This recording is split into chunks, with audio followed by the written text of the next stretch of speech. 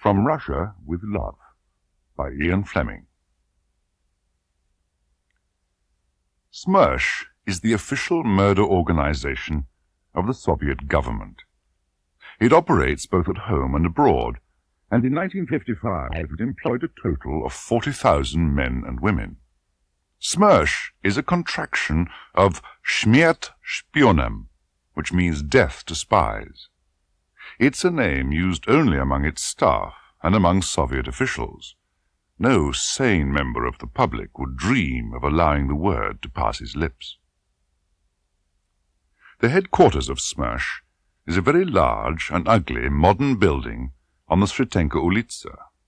It is number 13 on this wide, dull street, and pedestrians keep their eyes to the ground as they pass the two sentries with submachine guns, who stand on either side of the broad steps leading up to the big iron double door.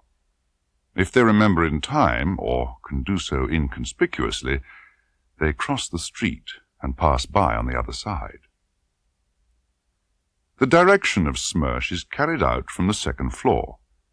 The most important room on the second floor is a very large, light room painted in the pale olive green that is the common denominator of government offices all over the world. Opposite the soundproof door, two wide windows look over the courtyard at the back of the building. The floor is close-fitted with a colourful Caucasian carpet of the finest quality. Across the far left-hand corner of the room stands a massive oak desk. The top of the desk is covered with red velvet under a thick sheet of plate glass. From the centre of the desk, to form a T with it, a conference table stretches diagonally out across the room. 8 straight-backed red leather chairs are drawn up to it. On a warm June night, just before 11:30 p.m., a tough-looking, thick-set man of about 50 was standing at the desk. The head of SMERSH, Colonel General Grubosha-Boyshikov, known in the building as G, was dressed in a khaki tunic with a high collar and dark blue cavalry trousers with 2 thin red stripes down the sides. The trousers ended in riding boots of soft, highly polished black leather. On the breast of the tunic were 3 rows of metal ribbons. Above the high collar of the tunic, the face was narrow and sharp. There were flabby pouches under the eyes, which were round and brown and protruded like polished marbles below thick black brows. The skull was shaven clean, and the tight white skin glittered in the light of the central chandelier. The mouth was broad and grim above a deeply cleft chin. It was a hard, unyielding face of formidable authority. General G pressed a bell under his desk. His ADC, an MGB captain, came in. "Have they arrived?" "Yes, Comrade General." "Bring them in." In a few minutes, 6 men, 5 of them in uniform, filed in through the door and, with hardly a glance at the man behind the desk, took their places at the conference table. They were 3 senior officers, heads of their departments, and each was accompanied by an ADC. On the far side of the table sat Lieutenant General Slavin, head of the GRU, the intelligence department of the General Staff of the Army, with a full colonel beside him. At the end of the table sat Lieutenant General Vodvishensky of RUMID, the intelligence department of the Ministry of Foreign Affairs, with a middle-aged man in plain clothes.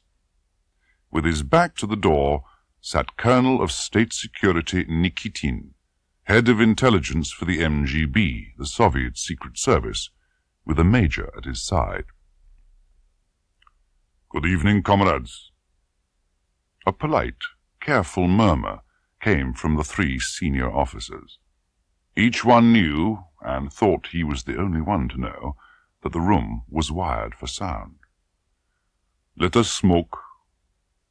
General G took out a packet of Moskva Volga cigarettes, and there was a clicking of lighters round the table. "Comrades, we meet under instructions from Comrade General Serov. General Serov, on behalf of the Presidium, has ordered me to make known to you certain matters of state policy. We are then to confer and recommend the course of action which will be in line with this policy and assist it. We have to reach our decision quickly, but our decision will be of supreme importance to the state. It will therefore have to be a correct decision. Our recommendation concerns a conspicuous act of terrorism to be carried out in enemy territory within 3 months.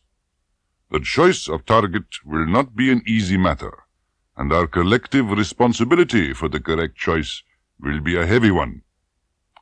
It is not just a question of blowing up a building or shooting a prime minister. Our operation must be delicate, refined, and aimed at the heart of the intelligence apparatus of the West. It must do grave damage, hidden damage, which the public will perhaps hear nothing of, but which will be the secret talk of government circles. But it must also cause a public scandal so devastating that the world will lick its lips and sneer at the shame and stupidity of our enemies. Naturally, governments will know that it is a Soviet conspiratio, and the agents and spies of the West will know it too, and they will marvel at our cleverness, and they will tremble.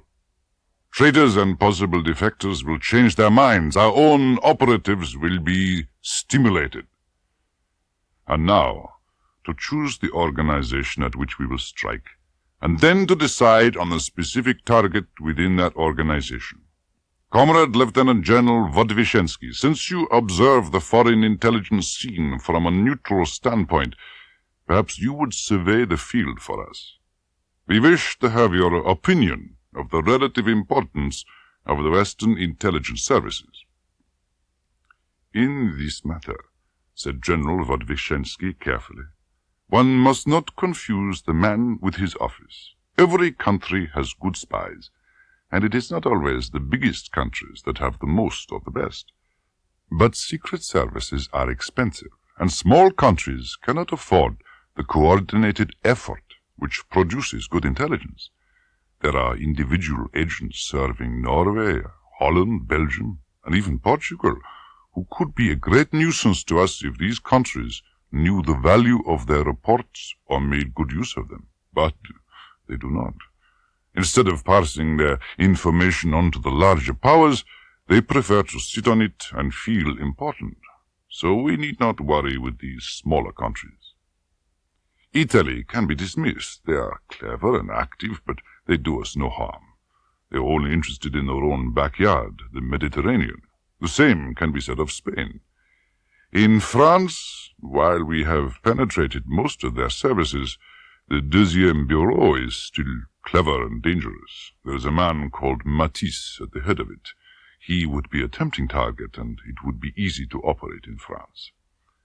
The Americans have the biggest and richest service among our enemies. Technically, in such matters as radio and weapons and equipment, they are the best.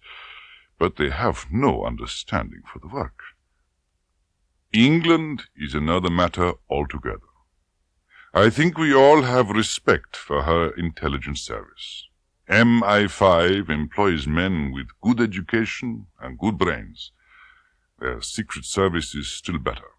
They have notable successes. In certain types of operation, we are constantly finding that they have been there before us. The agents are good. They pay them little money, only 1,000 or 2,000 rubles a month, but they serve with devotion. Yet these agents have no special privileges in England, no relief from taxation, and no special shops such as we have, from which they can buy cheap goods. They are rarely awarded a decoration until they retire. And yet these men and women continue to do this dangerous work. It is curious. It is perhaps the public school and university tradition, the love of adventure. Of course, most of their strength lies in myth, the myth of Scotland Yard, the myth of Sherlock Holmes of the Secret Service. But this myth is a hindrance which it would be good to set aside. A very interesting exposition, said General G. Comrade General Slavin. I have listened with interest to the words of Comrade General Vodvishensky. I have nothing to add. Comrade General Nikitin? I recommend the English Secret Service as the object of terrorist action. The devil knows my department hardly finds them a worthy adversary, but they are the best of an indifferent lot. Is it agreed then, comrades, an act of terrorism against the British Secret Service? There were careful, slow nods all round the table. I agree. And now for the target within that organization.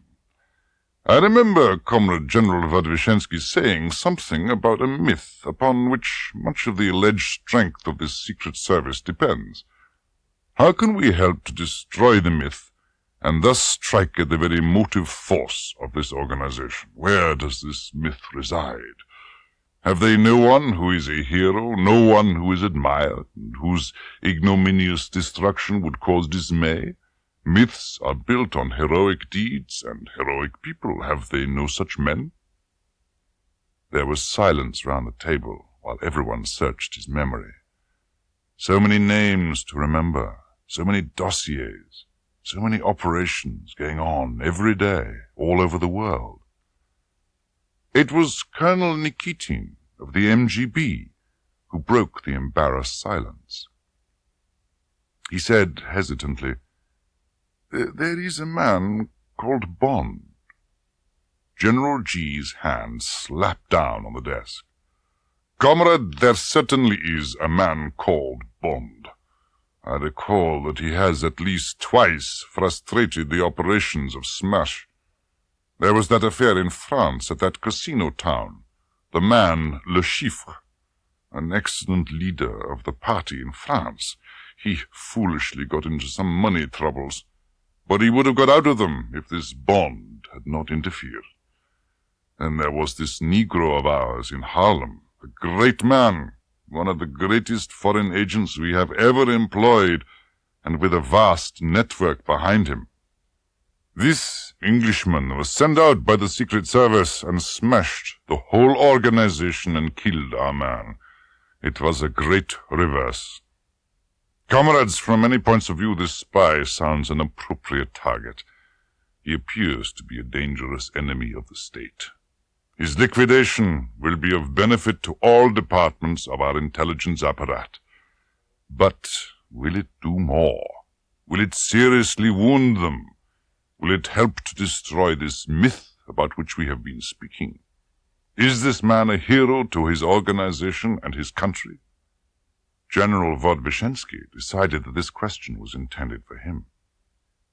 English spies we have captured speak highly of this man.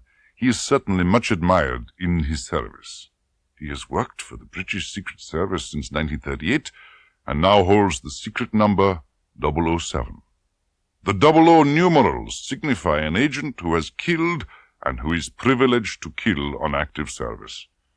There are believed to be only 2 other British agents with this authority.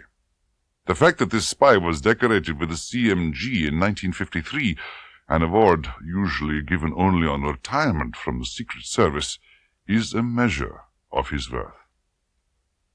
General G again slapped his hand decisively on his desk. "Well, comrades, are we agreed then?"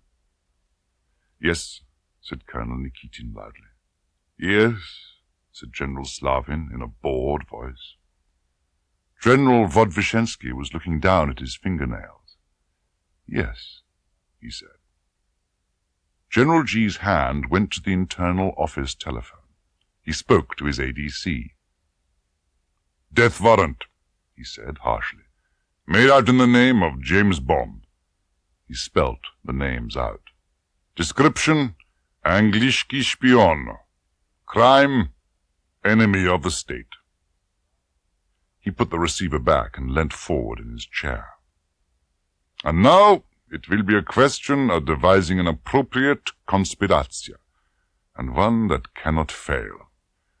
Thank you, comrades. That is all. I shall advise you of the decision of the Presidium on our recommendation. Good night. When the conference had filed out, General G rang for his ADC. The man came in and stood beside his desk.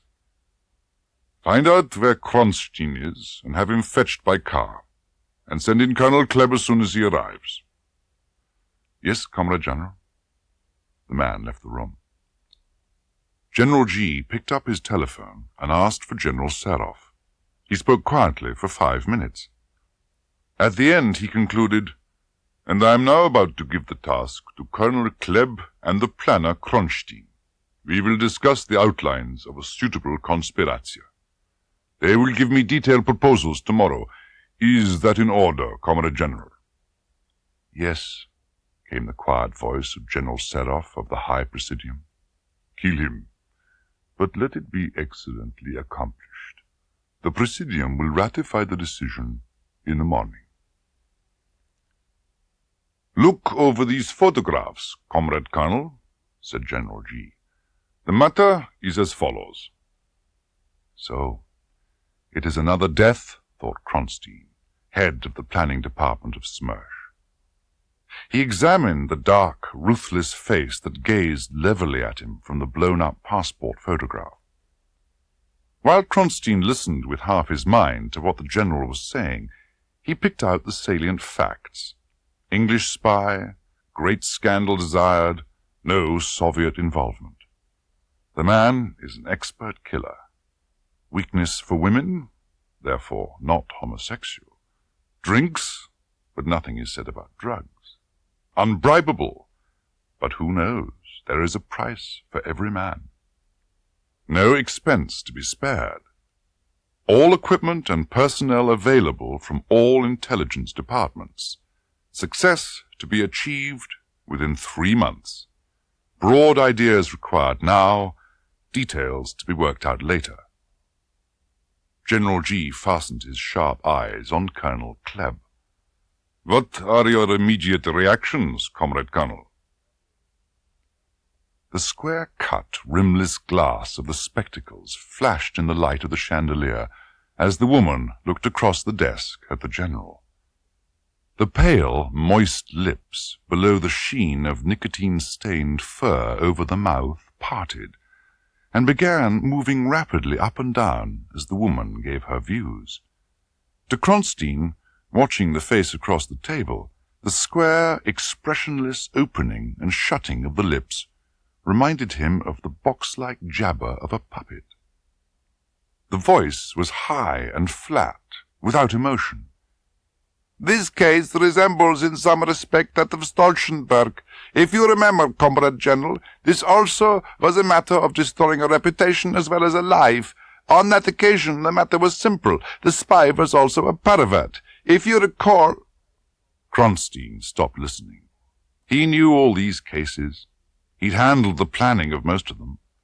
Instead, with closed ears, he examined the face of this dreadful woman and wondered how much longer she would last in her job, how much longer he would have to work with her. Rosa Klebb was in her late 40s.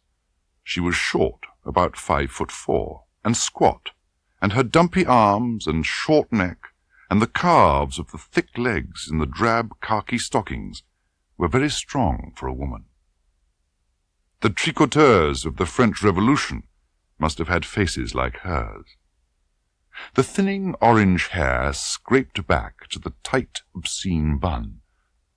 The shiny, yellow-brown eyes that stared so coldly at General G through the sharp-edged squares of glass. The wedge of thickly powdered, large-pored nose. The wet trap of a mouth that went on opening and shutting as if it was operated by wires under the chin. Those French women, as they sat and knitted and chatted, while the guillotine clanged down, must have had the same pale, thick chicken skin that scragged in little folds under the eyes and at the corners of the mouth and below the jaws, the same big peasant's ears, the same tight, hard dimpled fists, like knobkerries, that, in the case of the Russian woman, now lay tightly clenched on the red velvet tabletop. And their faces must have conveyed the same impression of coldness and cruelty and strength. Her rise, Kronstein remembered, had begun with the Spanish Civil War. From then on she had progressed slowly but straight up the ladder of power, surviving setbacks, surviving wars, surviving, because she forged no allegiances and joined no factions, all the purges, until, in 1953, with the death of Beria, the blood-stained hands grasped the rung, so few from the very top, that was head of the operations department of Smersh. Her urge for power demanded that she should be a wolf and not a sheep. She was a lone operator, but never a lonely one, because the warmth of company was unnecessary to her. "Thank you, Comrade Colonel," said General G. "Your review of the position is of value. And now, Comrade Kronstein, have you anything to add?" "Comrade General, it was a Frenchman, in some respects a predecessor of yours, Fouché, who observed that it is no good killing a man unless you also destroy his reputation. It will, of course, be easy to kill this man Bond. Any paid Bulgarian assassin would do it, if properly instructed. The second part of the operation, the destruction of this man's character, is more important and more difficult. At this stage, it is only clear to me that the deed must be done away from England, and in a country over whose press and radio we have influence. If you ask me how the man is to be got there, I can only say that if the bait is important enough, and its capture is open to this man alone, he will be sent to seize it from wherever he may happen to be. To avoid the appearance of a trap, I would consider giving the bait a touch of eccentricity, a touch of the unusual. The English pride themselves on their eccentricity. They treat the eccentric proposition as a challenge. I would rely partly on this reading of their psychology to have them send this important operator after the bait. I shall proceed to devise such a trap. For the present, I can only say that if the bait is successful in attracting its prey, we are then likely to require an assassin with a perfect command of the English language. We shall also require a reliable and extremely beautiful girl. Sitting by the window of her one room, and looking out at the serene June evening, at the first pink of the sunset reflected in the windows across the street, Corporal of State Security Tatiana Romanova thought that she was happier than she'd ever been before. Her happiness was not romantic. It was the quiet, settled happiness of security, of being able to look forward with confidence to the future. The room was a tiny box in the huge modern apartment building that is the women's barracks of the State Security Departments.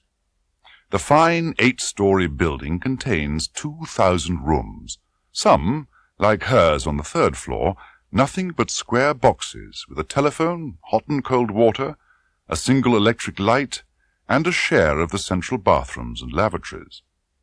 Others, on the top 2 floors, consisting of 2- and 3-room flats with bathrooms. These were for the high-ranking women. Graduation up the building was strictly by rank, and Corporal Romanova had to rise through sergeant, lieutenant, captain, major, and lieutenant colonel before she would reach the paradise of the 8th and colonel's floor. But heaven knew she was content enough with her present lot. A salary of 1,200 rubles a month, a room to herself, cheap food and clothes from the closed shops on the ground floor of the building, a monthly allocation of at least 2 ministry tickets to the ballet or the opera, a full 2 weeks' paid holiday a year.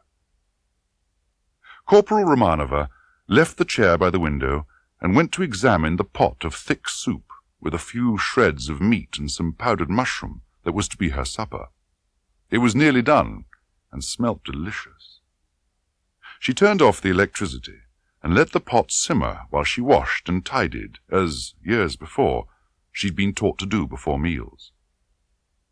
While she dried her hands, she examined herself in the big oval looking-glass over the washstand. One of her early boyfriends had said she looked like the young Greta Garbo. Fine, dark brown, silken hair brushed straight back from a tall brow and falling heavily down almost to the shoulders.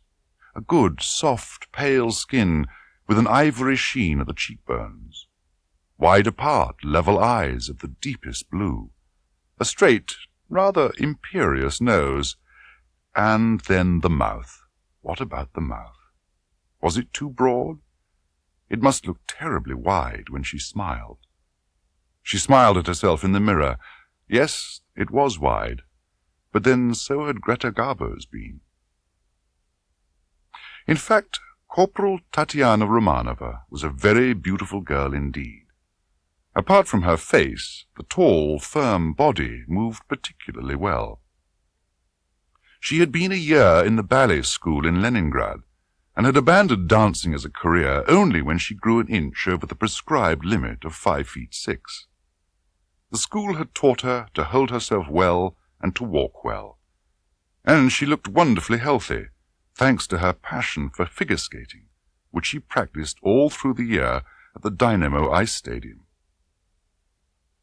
She poured the thick soup into a small china bowl, decorated with wolves chasing a galloping sleigh round the rim, broke some black bread into it, and went and sat in her chair by the window, and ate it slowly, with a nice, shiny spoon she'd slipped into her bag not many weeks before, after a wonderful evening at the Hotel Moskva.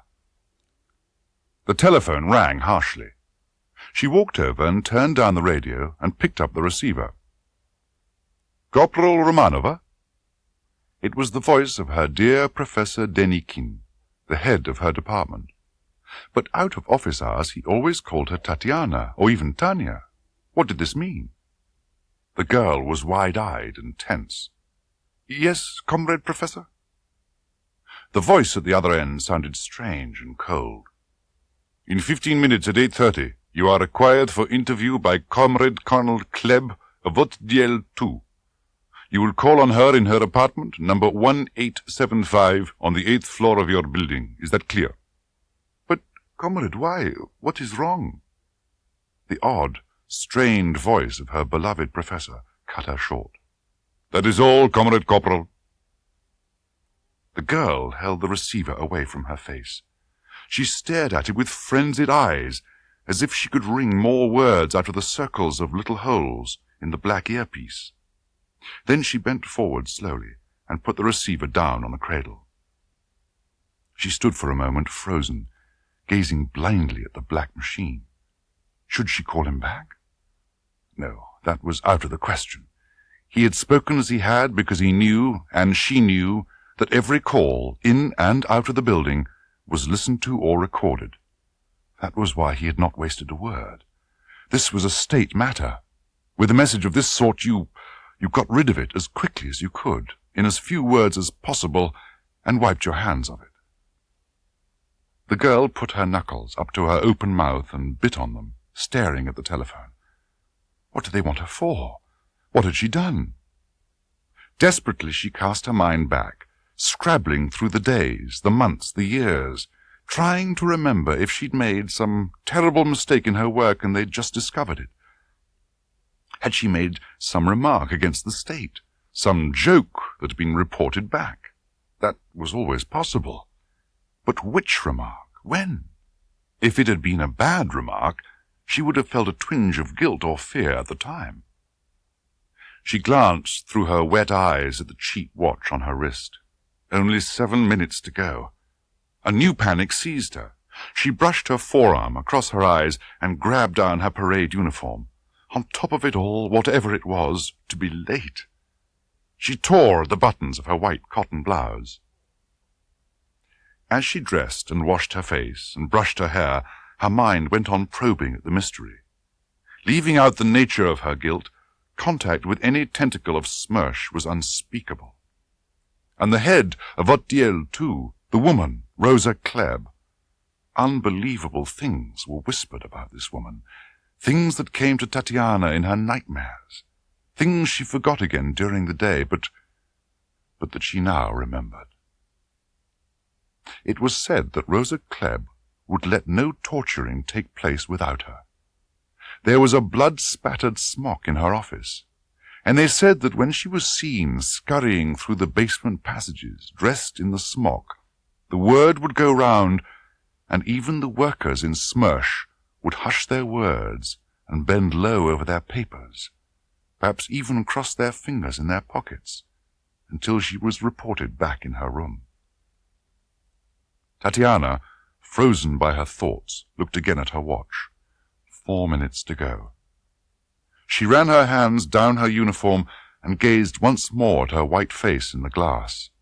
She turned and said farewell to the dear, familiar little room. Would she ever see it again? She walked straight down the long corridor and rang for the lift. When it came, she squared her shoulders and lifted her chin and walked into the lift as if it was the platform of the guillotine. Comrade Corporal Romanova, I have good reports of your work. Your record is excellent both in your duties and in sport. The state is pleased with you. Tatiana could not believe her ears. She felt faint with reaction. She blushed to the roots of her hair and then turned pale. She stammered in a weak voice, I am grateful, Comrade Colonel. Because of your excellent services, you have been singled out for a most important assignment. This is a great honor for you. Do you understand? Yes, indeed, Comrade Colonel. This assignment carries much responsibility. It bears a higher rank. I congratulate you on your promotion, Comrade Corporal, on completion of the assignment to the rank of Captain of State Security. This was unheard of for a girl of 24. Tatiana sensed danger. She stiffened like an animal who sees the steel jaws beneath the meat.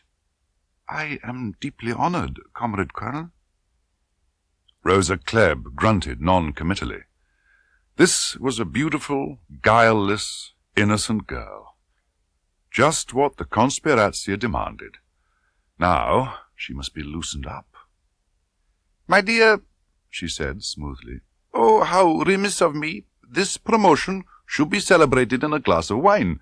You must not think we senior officers are inhuman. We will drink together. It will be a good excuse to open a bottle of French champagne. Rosa Klebb got up and went over to the sideboard where her batman had laid out what she'd ordered. Try one of these chocolates while I wrestle with the cork. She put a spectacular box of chocolates in front of Tatiana and went back to the sideboard. They are from Switzerland, the very best.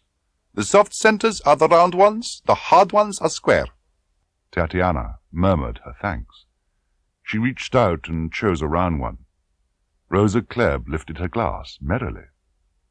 За ваше здоровье, Comrade Tatiana, and my warmest congratulations. She sat down opposite the girl. And now to business, comrade. Authority was back in the voice. There is much work to be done. She leant forward. Have you ever wished to live abroad, comrade, in a foreign country? No, comrade. I am happy in Moscow. You have never thought what it might be like living in the West? All those beautiful clothes, the jazz, the modern things? No, comrade. And if the state required you to live in the West? I would obey. Willingly? Tatiana shrugged her shoulders with a hint of impatience. One does what one is told. The woman paused. There was a girlish conspiracy in the next question. Are you a virgin, comrade? Oh, my God, thought Tatiana. No, Comrade Colonel. The wet lips glinted in the light. How many men? Tatiana colored to the roots of her hair. Russian girls are reticent and prudish about sex. In Russia, the sexual climate is mid-Victorian. These questions from the Klebb woman were all the more revolting for being asked in this cold, inquisitorial tone by a state official she had never met before in her life. Tatiana screwed up her courage. She stared defensively into the yellow eyes. "What is the purpose of these intimate questions, please, Comrade Colonel?" Rosa Klebb straightened, her voice cut back like a whip. "Remember yourself, comrade. You are not here to ask questions. You forget to whom you are speaking. Answer me." Tatiana shrank back. 3 men, Comrade Colonel." "When? How old were you?" "At school, when I was 17. Then at the Institute of Foreign Languages, I was 22. Then last year, I was 23. It was a friend I met skating." "Their names, please, comrade." Tatiana covered her face with her hands and burst into tears. "No," she cried between her sobs. "No, never, whatever you do to me. You have no right." "Stop that nonsense. In 5 minutes I could have those names from you or anything else I wish to know. You are playing a dangerous game with me, comrade. My patience will not last forever. For the moment, we will pass on. Tomorrow you will give me the names. No harm will come to these men. They will be asked 1 or 2 questions about you. Simple, technical questions, that is all." The voice became oily and smooth. "Come, come, my dear. You must trust me. Your little secrets are safe with me. Here, drink some more champagne and forget this little unpleasantness. We must be friends. We have work to do together. You must learn, my dear Tanya, to treat me as you would your mother. Now, just one more intimate little question, as between girls. Do you enjoy making love? Does it give you pleasure?" Tatiana's hands came up again and covered her face. From behind them, in a muffled voice, she said, "Well, yes, Comrade Colonel, naturally, when one is in love." Her voice trailed away. "And supposing, my dear, you were not in love, then would love-making with a man still give you pleasure?" I suppose it would depend on the man." "That is a sensible answer, my dear." Rosa Klebb opened a drawer in the table. She took out a photograph and slipped it across to the girl. "What about this man, for instance?" Tatiana drew the photograph cautiously towards her, as if it might catch fire. She looked down warily at the handsome, ruthless face. She tried to think, to imagine. "I cannot tell, Comrade Colonel. He is good-looking. Perhaps if he was gentle—" She pushed the photograph anxiously away from her. "No, keep it, my dear. Put it beside your bed and think of this man. You will learn more about him later. And now, would you like to know what your new work is to be? The task for which you have been chosen from all the girls in Russia?" "Yes, indeed, Comrade Colonel." "It is a simple, delightful duty you have been chosen for, Comrade Corporal. A real labor of love, as we say. It is a matter of falling in love. That is all, nothing else. Just falling in love with this man." "But who is he? I don't even know him." "He is an English spy." Tatiana clapped a hand over her mouth and gazed at Rosa Klebb through wide, slightly drunk eyes. "Yes," said Rosa Klebb, "an English spy, perhaps the most famous of them all.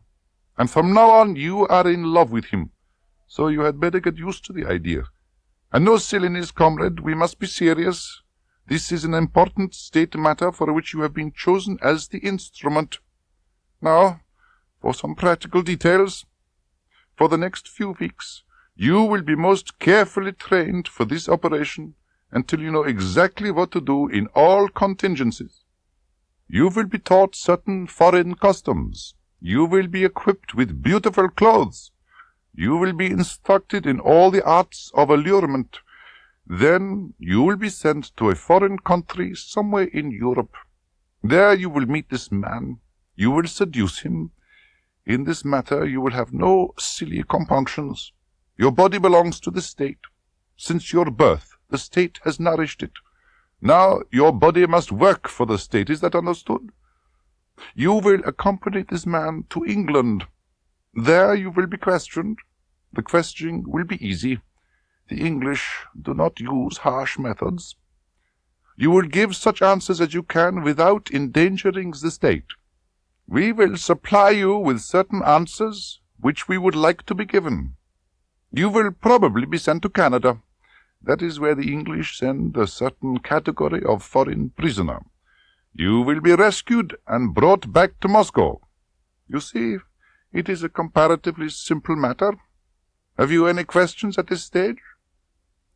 What will happen to the man, Comrade Colonel? That is a matter of indifference to us. We shall simply use him as a means to introduce you into England. The object of the operation is to give false information to the British. Tatiana sat back in her chair. So that was what it was all about.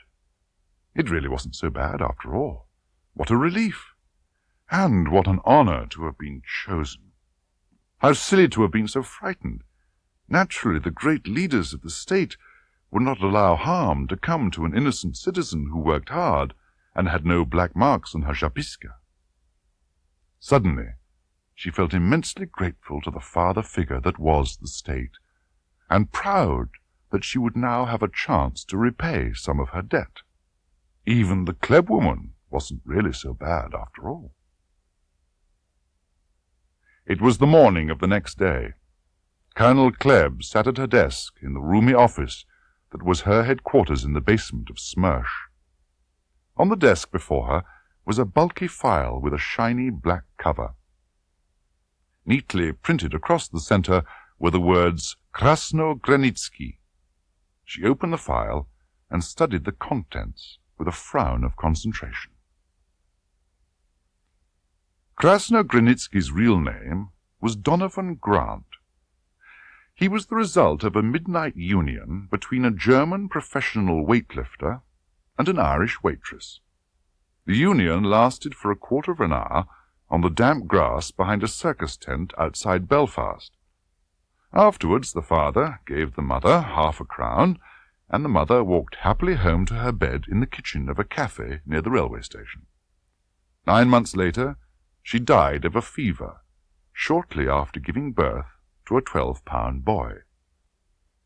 The boy was reluctantly cared for by an aunt, and grew up healthy and extremely strong, but very quiet.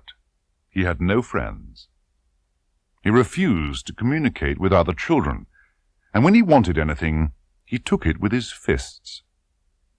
He made a name for himself boxing and wrestling at local fairs, where the bloodthirsty fury of his attack, combined with guile, gave him the victory over much older and bigger boys.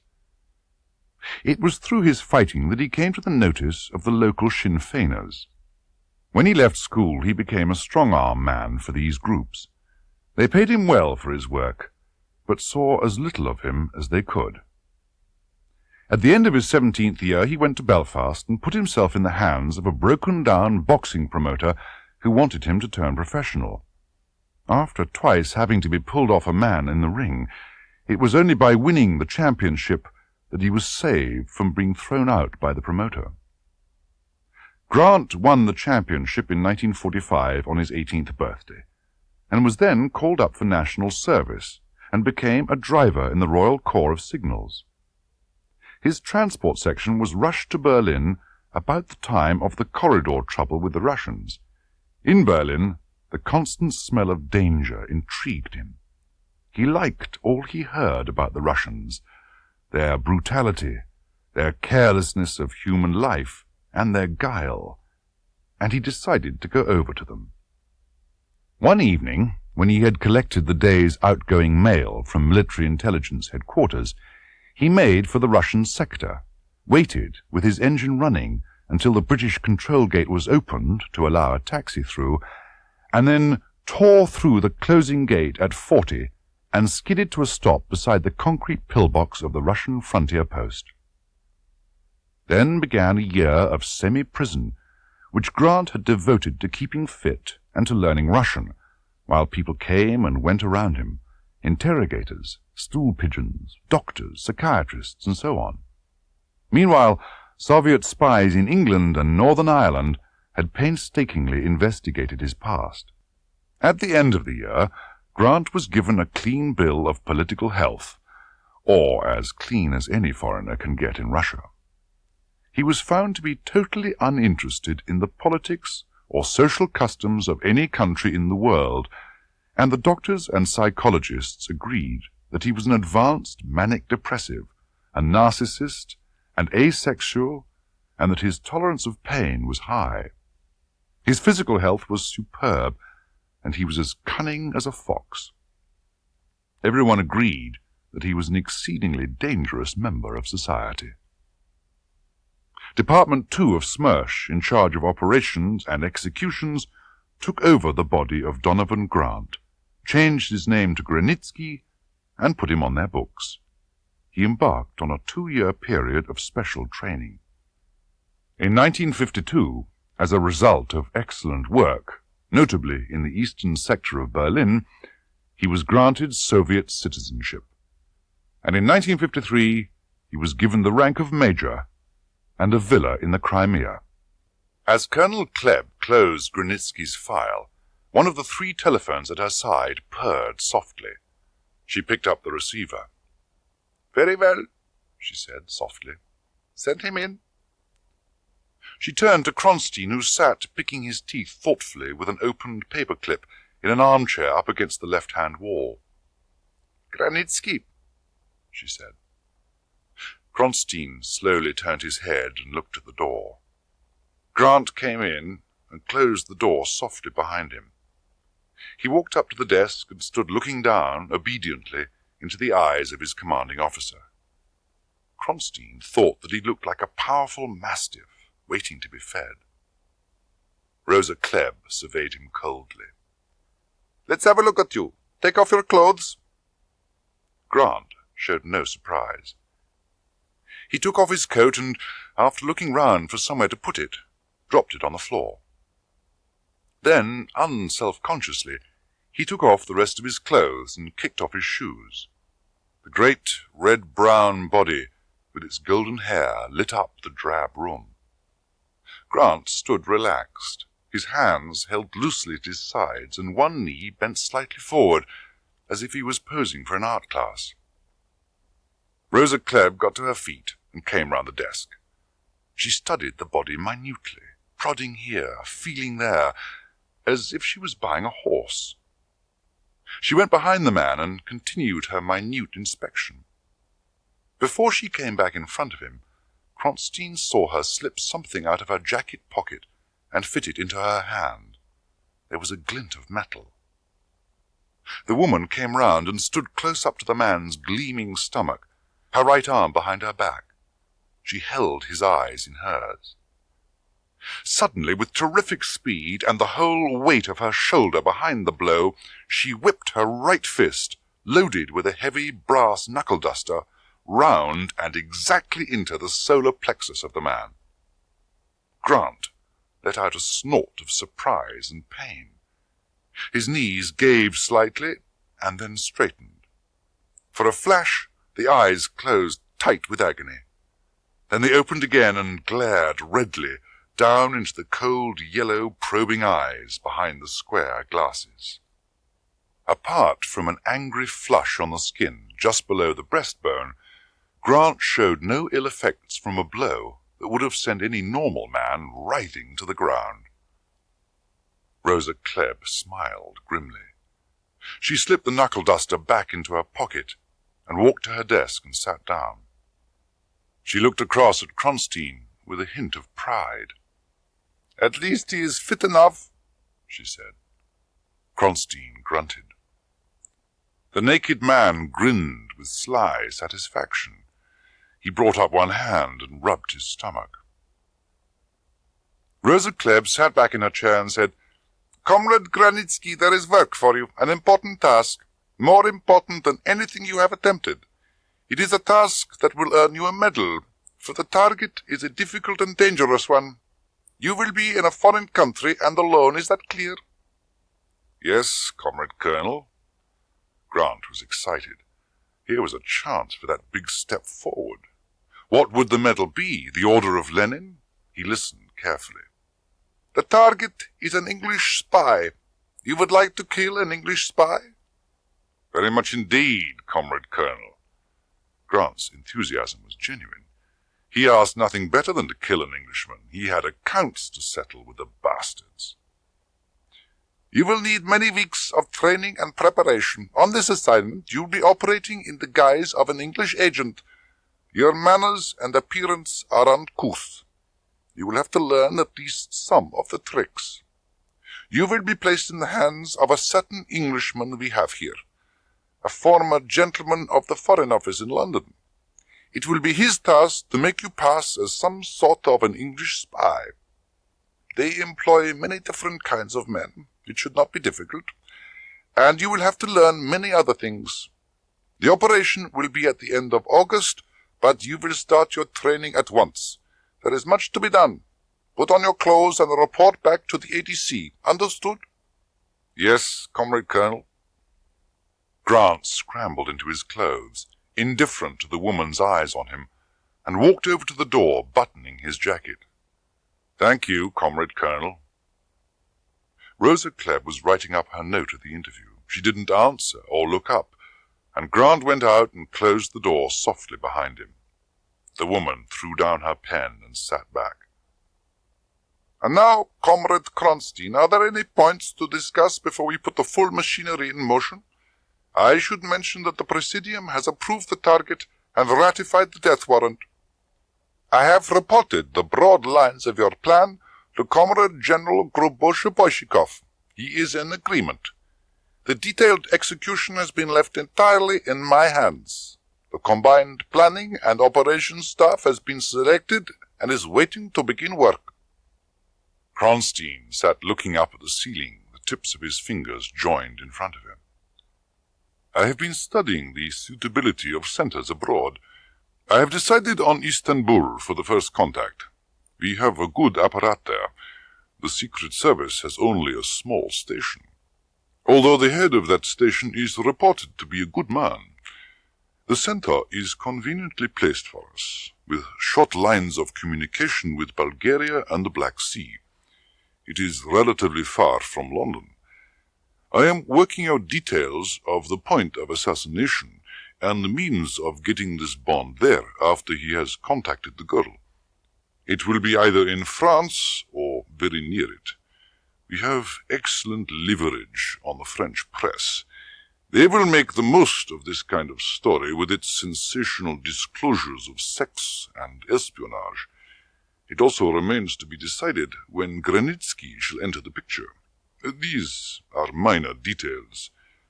We must choose the cameramen and the other operatives and move them quietly into Istanbul.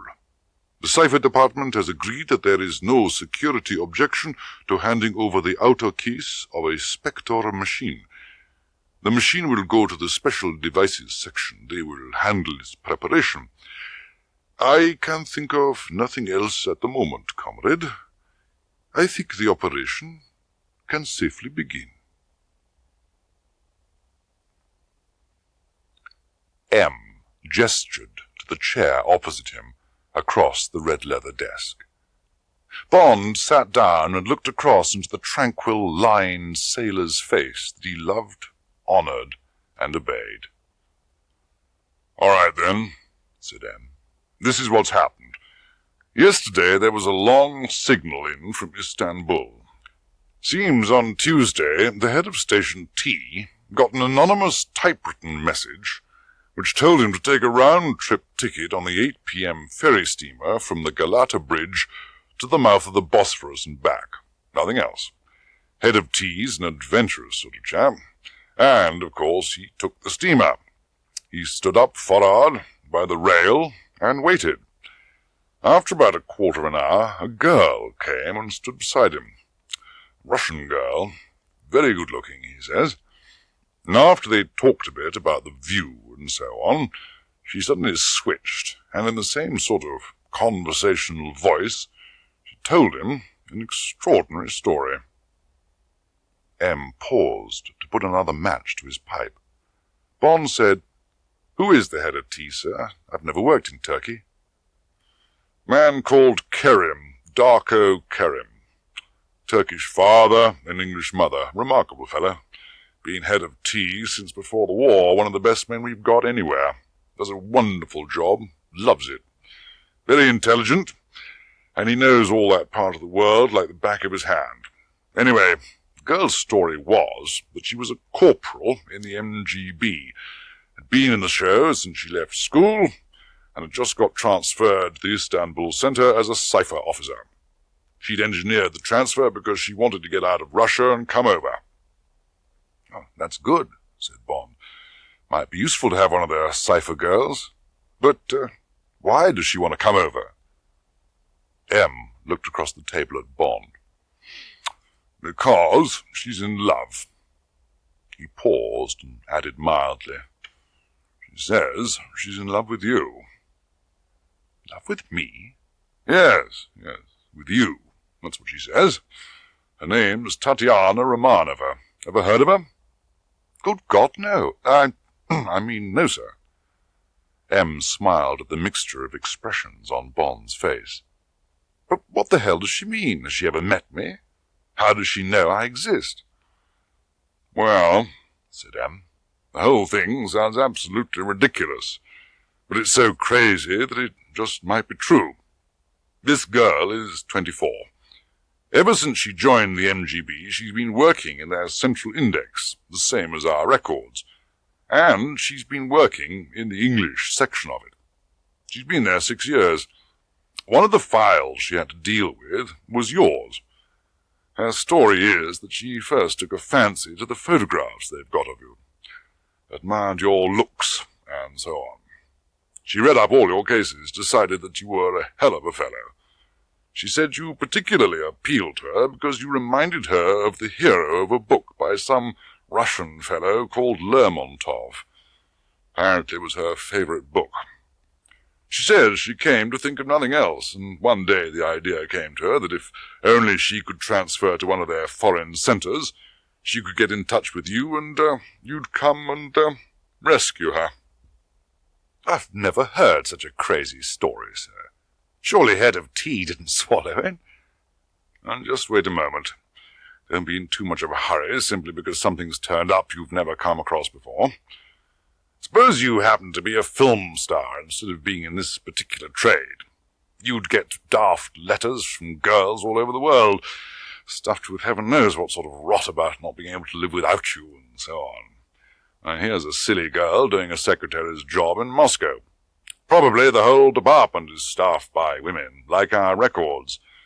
Not a man in the room to look at, and here she is, faced with your, dashing features on a file that's constantly coming up for review. And she gets what I believe they call a crush on these pictures, just as secretaries all over the world get crushes on these dreadful faces in the magazines. Lord knows I don't know much about these things, but you must admit that they do actually happen. There's no reason why a Russian girl shouldn't be just as silly as an English one. But she must have got guts to do what she did. Does head of T say if she realized the consequences if she was found out? He said she was frightened out of her wits. Spent the whole time on the boat looking round to see if anybody was watching her. She told Kerim that this passion for you gradually developed into a phobia. She got to hate the sight of Russian men. In time, this turned into a dislike of the regime, and particularly of the work she was doing for them, and, so to speak, against you. So she applied for a transfer abroad, and since her language is very good, English and French, in due course she was offered Istanbul, if she would join the cipher department, which meant a cut in pay. To cut a long story short, after 6 months' training she got to Istanbul about 3 weeks ago. Then she sniffed about, and soon got hold of the name of our man, Kerim. He's been there so long that everybody in Turkey knows what he does by now. Of course, Kerim's first reactions were exactly the same as yours, and he fished around looking for a trap. Girl got more and more desperate as Kerim went on, trying to break down her story. And then... M's eyes glittered softly across at Bond. And then came the clincher. She had a last card to play, And she knew it was the ace of trumps. If she could come over to us, she would bring her cipher machine with her. It's the brand new Spectre machine, the thing we'd give our eyes to have. Good God, said Bond softly, his mind boggling at the immensity of the prize. The Spectre, the machine that would allow them to decipher the top-secret traffic of all. To have that would be a priceless victory. Bond was sold. At once he accepted all M's faith in the girl's story, however crazy it might be. For a Russian to offer them this gift, and take the appalling risk of bringing it, could only mean an act of desperation, of desperate infatuation, if you like. Whether the girl's story was true or not, the stakes were too high to turn down the gamble. You see, said M softly. It was not difficult to read Bond's mind from the excitement in his eyes. You see what I mean? Kerim said she was absolutely definite. Apparently she's on duty alone certain nights of the week and sleeps on a camp bed in the office. She seemed to have no doubts about it, although she realized that she would be shot out of hand if anyone even dreamed of her plan. She refused to make any arrangements for staying in touch, just said that she'd keep her end of the bargain if we'd keep ours. But of course Kerim couldn't guarantee that we would make the bargain with her in the first place. Bond said nothing. He thought he could guess what was coming. This girl will only do these things on one condition, that you go out to Istanbul and bring her and the machine back to England. Bond shrugged his shoulders. That presented no difficulties. But he looked candidly back at M. There should be a piece of cake, sir. As far as I can see, there's only one snag. She's only seen photographs of me and read a lot of exciting stories. Suppose that when she sees me in the flesh, I don't come up to her expectations. It's up to you, said M grimly, to see that you do come up to her expectations. The 4 small, square-ended propellers turned slowly, one by one, and became 4 whizzing pools. The low hum of the turbojets rose to a shrill, smooth whine. The Viscount wheeled easily out to the shimmering east-west runway of London Airport. There was a pause as the chief pilot gunned up the 4 engines into a banshee scream, and then, with a jerk of released brakes, the 10:30 BEA Flight 130 to Rome, Athens, and Istanbul gathered speed and hurtled down the runway and up into a quick, easy climb. Bond unfastened his seat-belt and lit a cigarette. He reached for the slim, expensive-looking attaché case on the floor beside him and took out the Mask of Demetrios by Eric Ambler, and put the case, which was very heavy in spite of its size, on the seat beside him. Q Branch had put together this smart-looking little bag, ripping out the careful handiwork of Swain and Adeney to pack 50 rounds of .25 ammunition in 2 flat rows between the leather and the lining of the spine. In each of the innocent sides there was a flat throwing knife, built by Wilkinson's, the sword-makers, and the tops of their handles were concealed cleverly by the stitching at the corners. The complicated bag of tricks amused Bond, but he also had to admit that, despite its 8-pound weight, the bag was a convenient way of carrying the tools of his trade, which otherwise would have had to be concealed about his body. Lunch came. Bond put aside his book, and the thoughts that kept coming between him and the printed page. This business, as he sourly described it to himself, of pimping for England. For that, however else one might like to describe it, was what he was on his way to do, to seduce, and seduce very quickly, a girl whom he had never seen before, whose name he'd heard yesterday for the first time. And all the while, however attractive she was, and Head of Tea had described her as very beautiful, Bond's whole mind would have to be not on what she was, but on what she had, the dowry she was bringing with her. It would be like trying to marry a rich woman for her money. Would he be able to act the part? Was it all a complicated MGB plot of which he couldn't find the key? Was he walking into some trap that not even the tortuous mind of M could fathom? Several hours later, the plane's 4 propellers wheeled to a stop outside the fine modern airport of Yeşilköy, an hour's drive from Istanbul. Bond carried the heavy little attaché case through the passport check into the customs and waited for his suitcase to come off the plane. Outside the customs, a tall, rangy man with drooping black moustaches stepped out of the shadows. He wore a smart dust coat and a chauffeur's cap. He saluted and, without asking Bond his name, took his suitcase and led the way over to a gleaming aristocrat of a car, an old black basket-work Rolls-Royce Coupe de Ville that Bond guessed must have been built for some millionaire in the 20s. When the car was gliding out of the airport, the man turned and said politely over his shoulder, in excellent English, "Kerim Bey thought you would prefer to rest tonight, sir. I am to call for you at 9 tomorrow morning.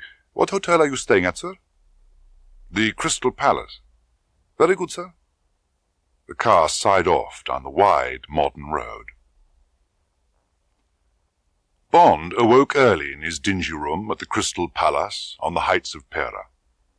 He got out of bed, drew back the heavy red plush curtains, and leant on the iron balustrade, and looked out over one of the most famous views in the world.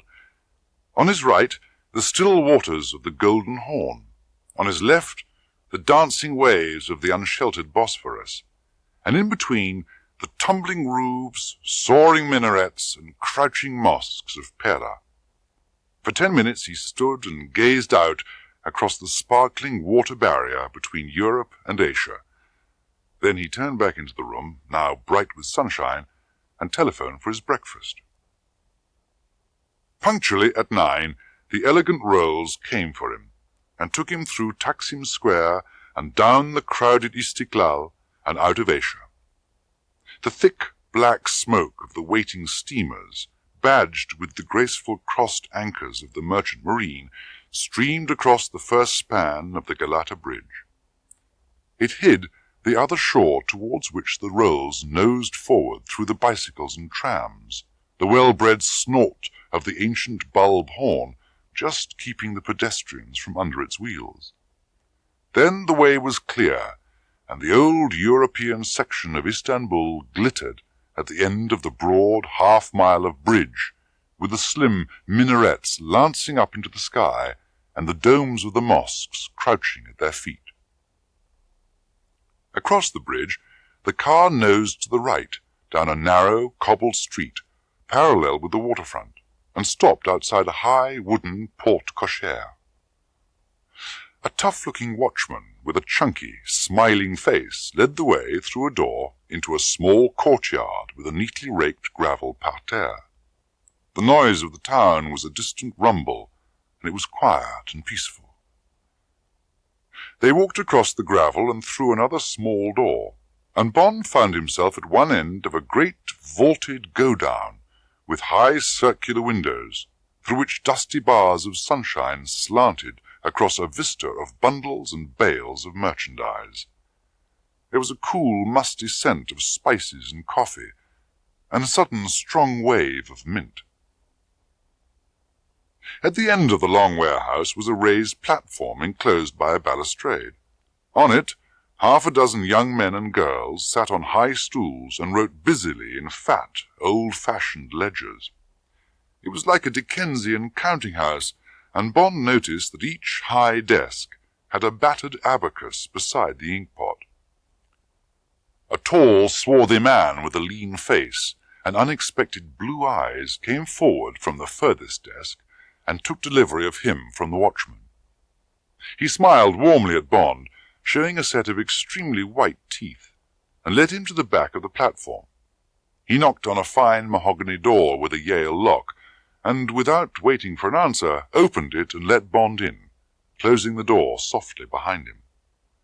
"Ah, my friend, come in, come in."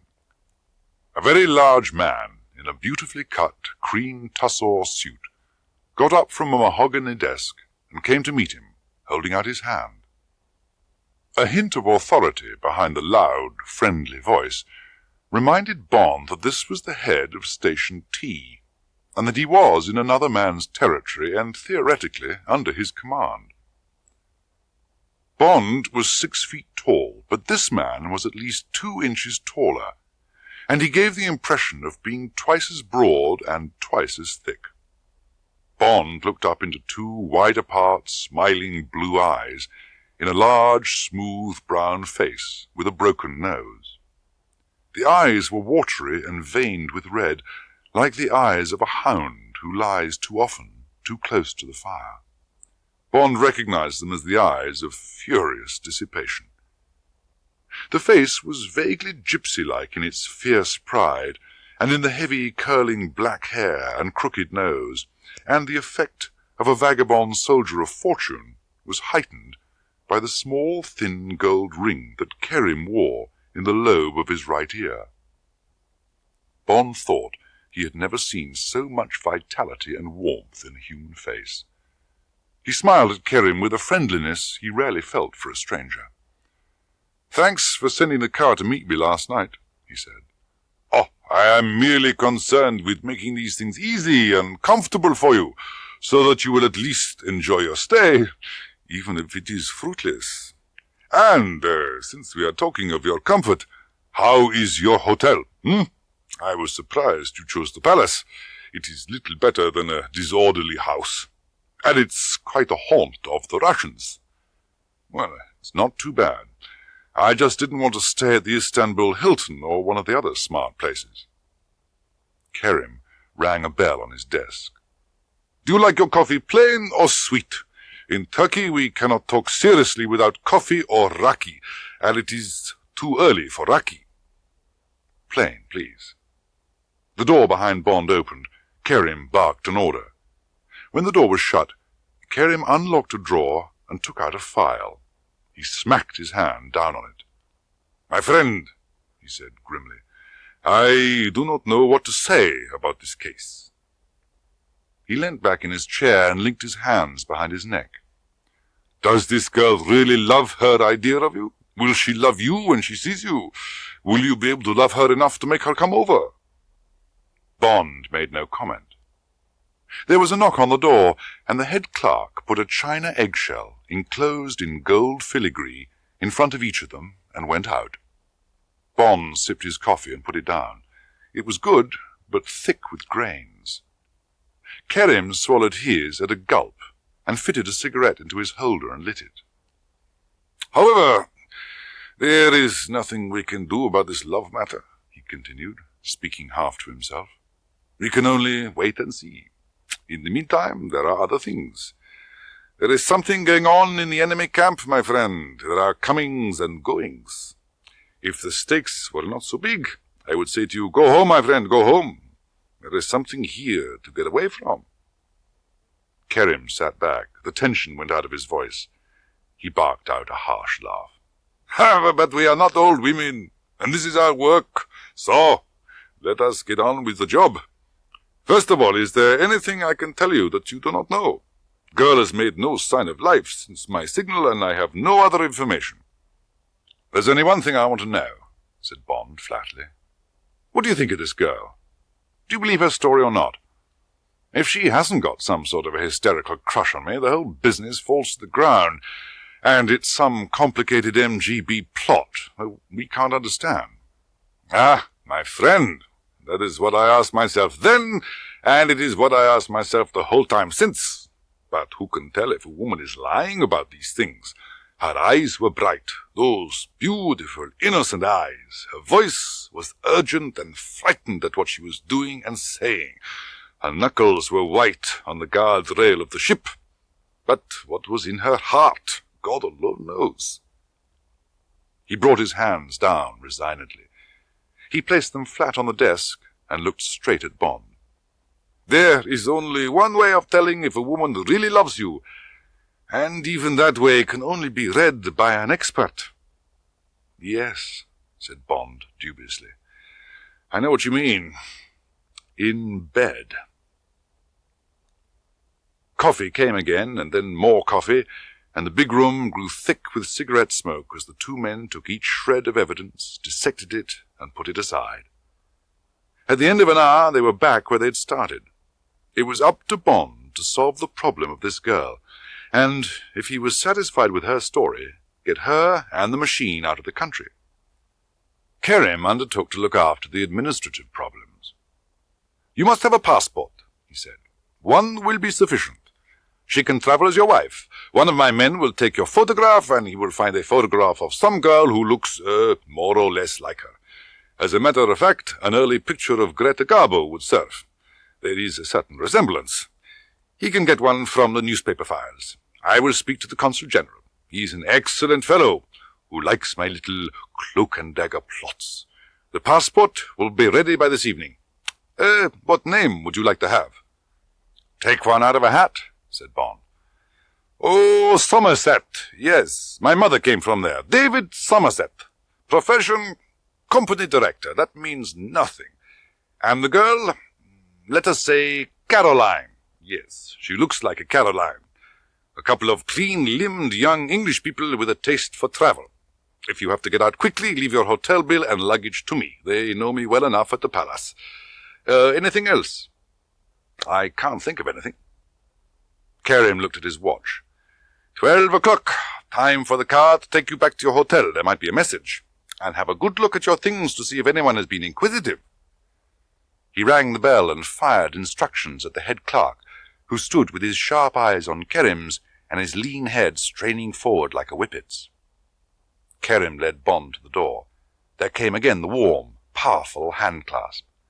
"And now I have a lot of things to do, very quickly," he said. "They may be the wrong things, but at any rate, jouons mal, mais jouons vite." A new concierge was on duty at the Crystal Palace, a small, obsequious man with guilty eyes and a yellow face. He came out from behind the desk, his hands spread in apology. "Effendi, I greatly regret. It was not realized that you are a friend of Kerim Bey. Your things have been moved to number 12. It is the best room in the hotel. In fact," the concierge leered, "it is the room reserved for honeymoon couples. Every comfort. My apologies, Effendi." The man executed an oily bow, washing his hands. Bond said, "Let me see this room. I may not like it. I was quite comfortable where I was." "Oh, certainly, Effendi." The man bowed Bond to the lift. "But, alas, the plumbers are in your former room. The water supply—" The voice trailed away. The lift rose about 10 feet and stopped at the first floor. "Well, the story of the plumbers makes sense, I suppose," reflected Bond. And after all, there was no harm in having the best room in the hotel. The concierge unlocked a high door and stood back. Bond had to approve. The sun streamed in through wide double windows that gave onto a small balcony. The motif was pink and grey, and the style was mock French Empire.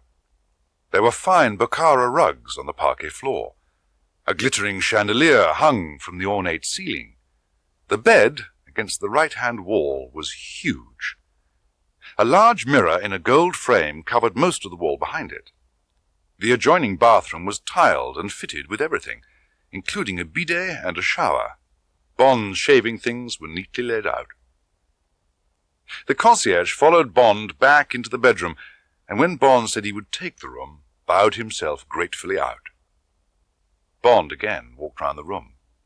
This time he carefully inspected the walls and the neighbourhood of the bed and the telephone. His suitcase was on a bench near the chest of drawers. He knelt down. No scratches round the lock. The bit of fluff he had trapped in the clasp was still there. He unlocked the suitcase and took out the little attaché case. Again, no signs of interference. Bond locked the case and got to his feet. He washed and went out of the room and down the stairs. No, there had been no messages for the Effendi. He spent the afternoon wandering around the city, getting the feel of the place, with no particular purpose in mind. It was 11 o'clock by the time he returned to the hotel. He locked and bolted his door behind him. Moonlight filtered through the curtains. He walked across and turned on the pink-shaded lights on the dressing table. He stripped off his clothes and went into the bathroom, and stood for a few minutes under the shower. He cleaned his teeth and gargled with a sharp mouthwash to get rid of the taste of the day, and turned off the bathroom light and went back into the bedroom. He drew aside one curtain and opened wide the tall windows, and stood, holding the curtains open, and looking out across the great boomerang curve of water under the riding moon. The night breeze felt wonderfully cool on his naked body. He let the curtains drop back into place. He bent to switch off the lights on the dressing table. Suddenly he stiffened, and his heart missed a beat. There had been a nervous giggle from the shadows at the back of the room. A girl's voice said, "Poor Mr. Bond, you must be tired. Come to bed." Bond whirled round. He crossed the room and turned on the pink-shaded light by the bed. There was a long body under the single sheet. Brown hair was spread out on the pillow. The tips of fingers showed, holding up the sheet over the face. Bond sat down on the edge of the bed. After a moment's silence, a corner of the sheet was cautiously lowered, and one large blue eye inspected him. "You look very improper." The voice was muffled by the sheet. "What about you? And how did you get here?" "I walk down 2 floors. I live here too." The voice was deep and provocative. There was very little accent. "Well, I'm going to get into bed." The sheet came quickly down to the chin, and the girl pulled herself up on the pillows. She was blushing. "Oh, no, you mustn't." "But it's my bed. And anyway, you told me to." The face was incredibly beautiful. Bond examined it coolly. The blush deepened. "That was only a phrase to introduce myself." "Well, I'm very glad to meet you. My name's James Bond." "Mine's Tatiana Romanova. My friends call me Tanya." There was a pause while they looked at each other, the girl with curiosity and with what might have been relief, Bond with cool surmise. She was the first to break the silence. "You look just like your photographs." She blushed again. "But you must put something on. It upsets me." "You upset me just as much. That's called sex. If I got into bed with you, it wouldn't matter. Anyway, what have you got on?" She pulled the sheet a fraction lower to show a 1/4-inch black velvet ribbon round her neck. Bond looked down at the teasing blue eyes, now wide as if asking if the ribbon was inadequate. "Damn you, Tanya! Where are the rest of your things? Or did you come down in the lift like that?" "Oh, no. That would not have been Kulturni. They are under the bed." Bond got up from the bed and went to put on one of the dark blue silk pyjama coats he wore instead of pyjamas. He came back to the bed and pulled up a chair beside it. He smiled down at her.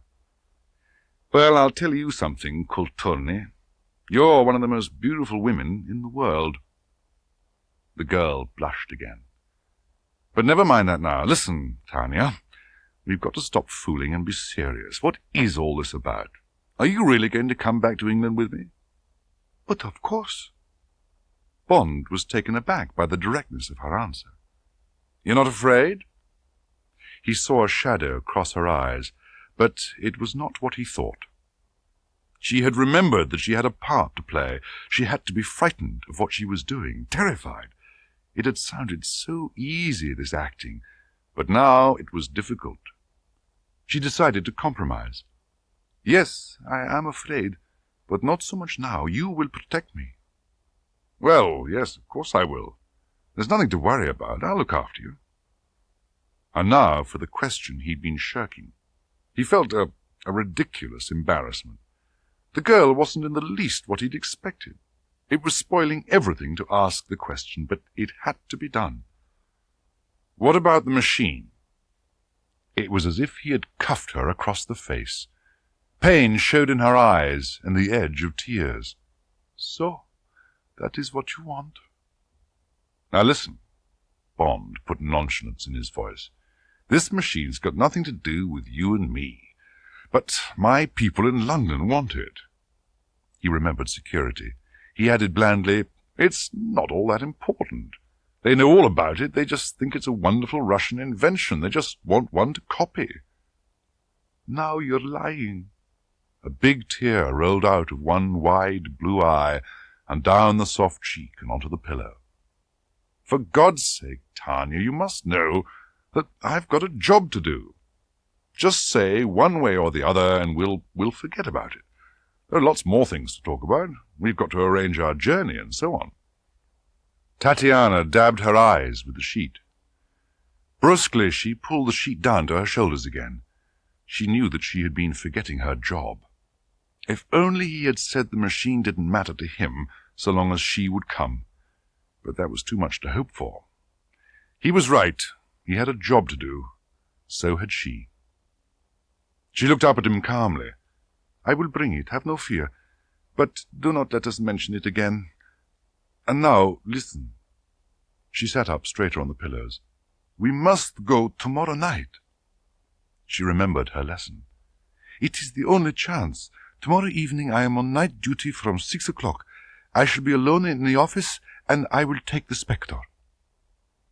Bond's eyes narrowed. His mind raced as he thought of the problems that would have to be faced. Where to hide her? How to get her out to the first plane after the loss had been discovered? It was going to be a risky business. They would stop at nothing to get her and the Spectre back. "That's wonderful, Tanya." His voice was casual. "We'll keep you hidden, and then we'll take the first plane the following morning." "No, we will take the train, this Orient Express. It leaves at 9 tomorrow night. Do you think I haven't been thinking this thing out? I won't stay a minute longer in Istanbul than I have to. We will be over the frontier at dawn. You must get the tickets and the passport. I will travel with you as your wife." "The Orient Express? But that's crazy. They're bound to catch up with us somewhere.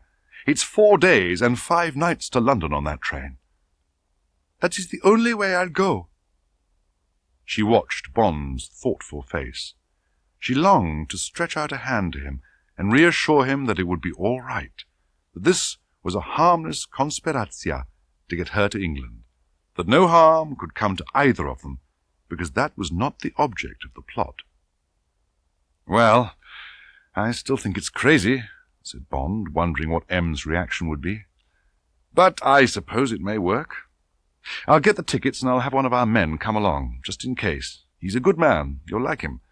Oh, your name is Caroline Somerset, by the way. Don't forget it. How are you going to get to the train?" "Caroline Somerset." The girl turned the name over in her mind. "It's a pretty name, and you are Mr. Somerset." She laughed happily. Do not worry about me. I will come to the train just before it leaves. It is the Sirkeci station. I know where it is. And we do not worry any more, yes?" Bond moved to the edge of the bed. He took her hand and looked down into her eyes. "God," he thought, "I hope it's going to be all right. I hope this crazy plan will work. Is this wonderful girl a cheat? Is she true? Is she real?" The eyes told him nothing, except that the girl was happy, and that she wanted him to love her, and that she was surprised at what was happening to her. Tatiana's other hand came up and round his neck and pulled him fiercely down to her. At first the mouth trembled under his, and then, as passion took her, the mouth yielded into a kiss without end. Bond reached up and took the edge of the sheet and pulled it right down and threw it off the end of the huge bed. She was wearing nothing but the black ribbon round her neck and black silk stockings rolled above her knees. Above them, and unknown to both of them, behind the gold-framed false mirror on the wall over the bed, the two photographers from Smersh sat close together in the cramped cabinet de voyeur, as, before them, so many friends of the proprietor had sat on a honeymoon night in the stateroom of the Crystal Palace. And the viewfinders gazed coldly down on the passionate arabesques the two bodies formed, and broke, and formed again, and the clockwork mechanism of the cine-cameras whirred softly on and on. The Orient Express screeched slowly round the Seraglio Point. The lighthouse lit up the roofs of the dreary shacks along the railway line. A signal box loomed up in the blue dusk outside the window. Tatiana watched Bond get up and pull down the window and crane out into the darkness. His body was close to her. She moved her knee so that it touched him. How extraordinary, this passionate tenderness that had filled her ever since she'd seen him last night, standing at the window, his arms up to hold the curtains back, his profile under the tousled black hair, intent and pale in the moonlight. There came a soft, double knock on the door. "That'll be my friend Kerim," Bond said. "I must talk to him. I'll tell the conductor to make up the beds. Stay here while he does it. I won't be long." He leant forward and touched her hand, and looked at her wide eyes and at her rueful, half-opened lips. "We'll have all the night to ourselves. But first I must see that you're safe." He unlocked the door and slipped out. Darko Kerim's huge bulk was blocking the corridor. He was leaning on the brass guardrail, smoking and gazing moodily out towards the Sea of Marmara that receded as the long train snaked away from the coast and turned inland and northwards.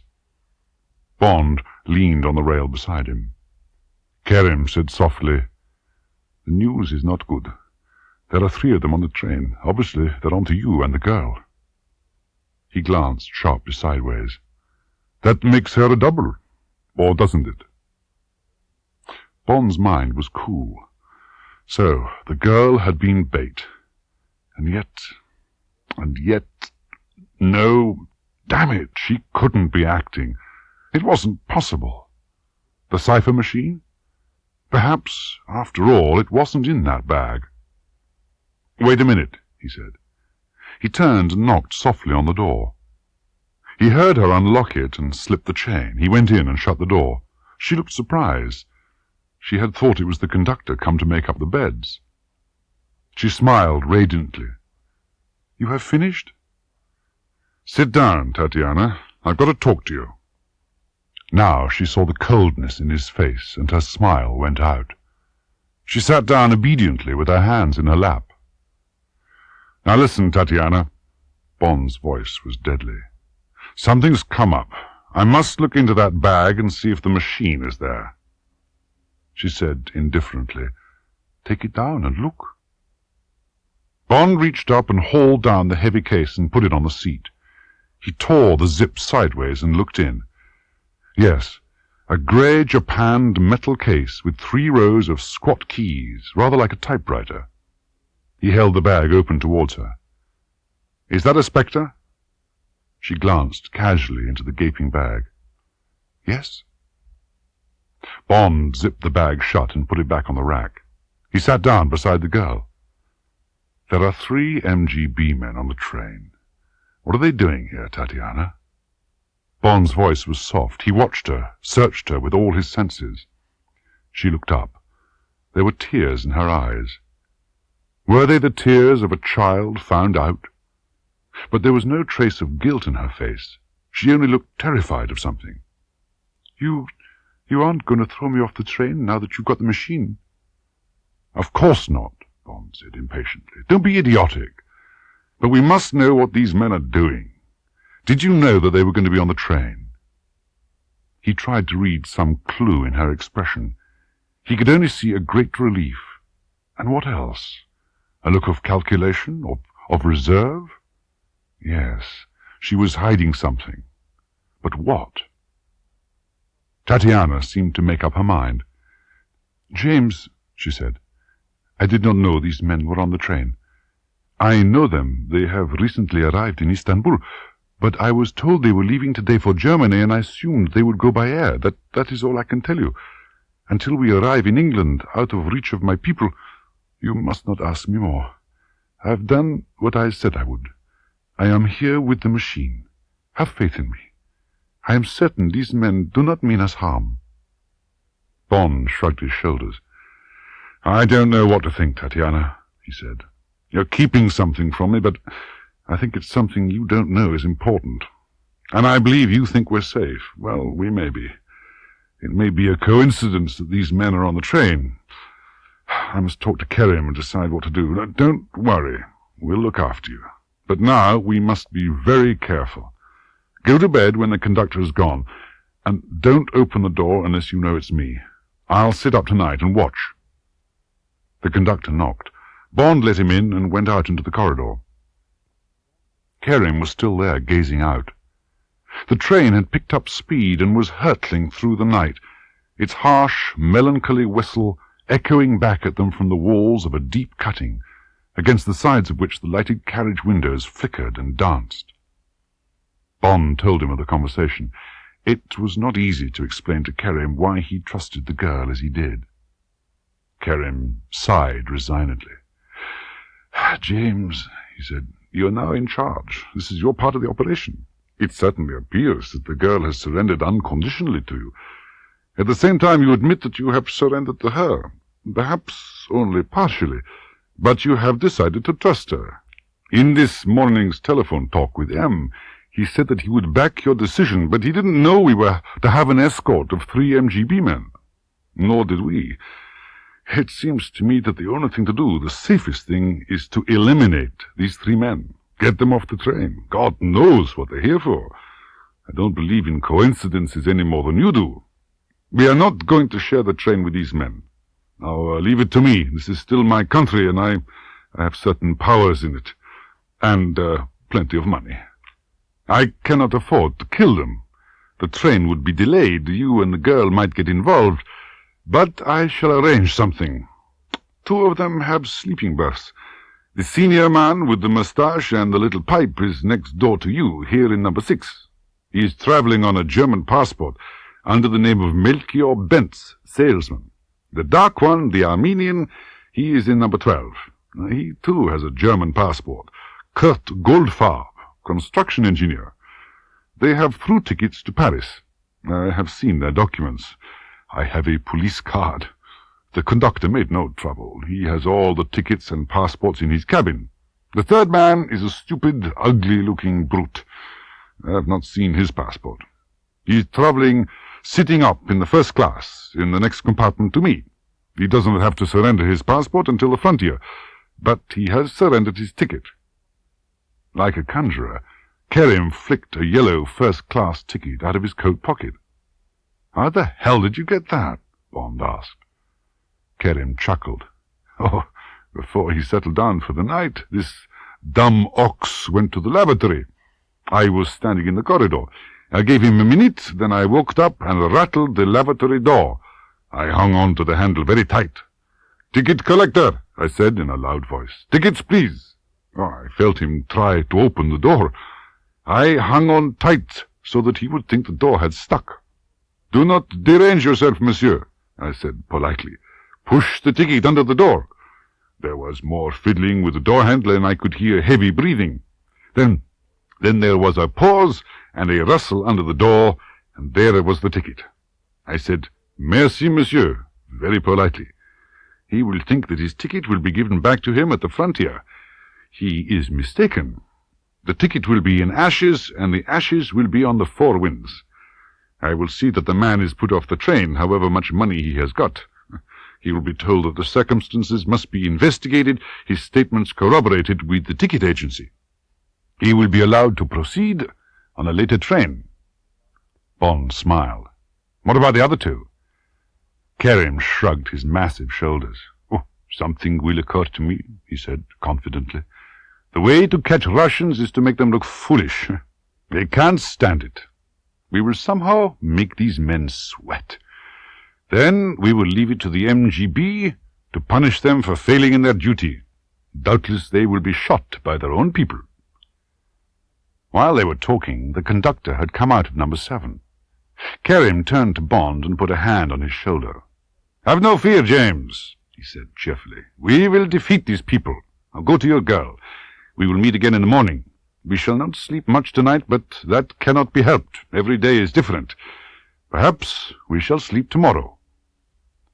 Bond watched the big man move off easily down the swaying corridor.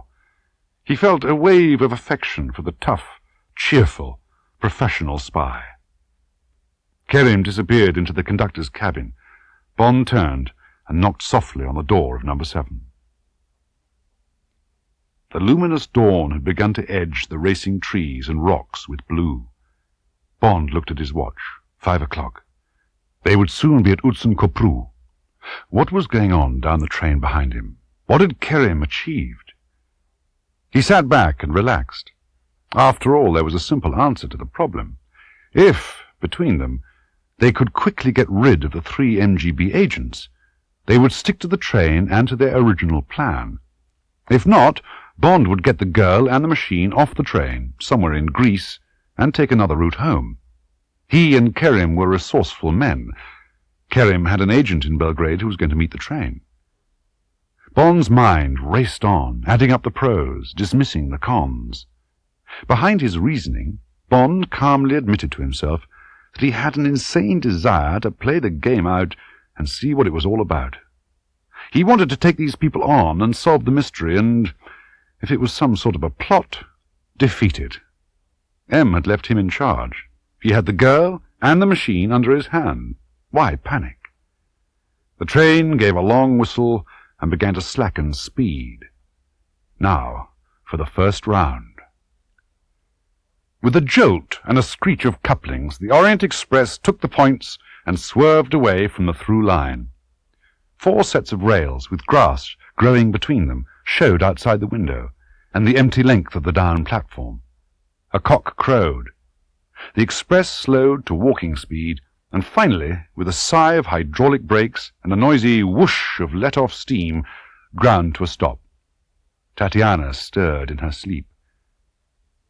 It was a typical Balkan wayside station, a facade of dour buildings in over-pointed stone, a dusty expanse of platform, some chickens pecking about, and a few drab officials standing idly by. Across the platform from Bond was a closed door with a sign over it which said Police. Through the dirty windows beside the door, Bond thought he caught a glimpse of the head and shoulders of Kerim. "Passport! Douane!" A plainclothes man and 2 policemen in dark green uniform, with pistol holsters at their black belts, entered the corridor. The wagon-lit conductor preceded them, knocking on the doors. At the door of number 12, the conductor made an indignant speech in Turkish, holding out the stack of tickets and passports, and fanning through them as if they were a pack of cards. When he'd finished, the plainclothes man beckoned forward the 2 policemen. He knocked smartly on the door, and when it was open, stepped inside. The 2 policemen stood guard behind him. Bond edged down the corridor. He could hear a jumble of bad German. One voice was cold, the other was frightened and hot. The passport and ticket of Herr Kurt Goldfarb were missing. Had Herr Goldfarb removed them from the conductor's cabin? Certainly not. Had Herr Goldfarb in truth ever surrendered his papers to the conductor? Naturally. Then the matter was unfortunate. An inquiry would have to be held.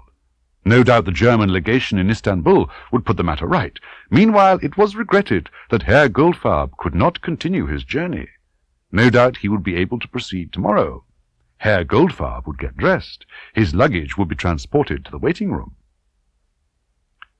The MGB man who erupted into the corridor was the dark, Caucasian one.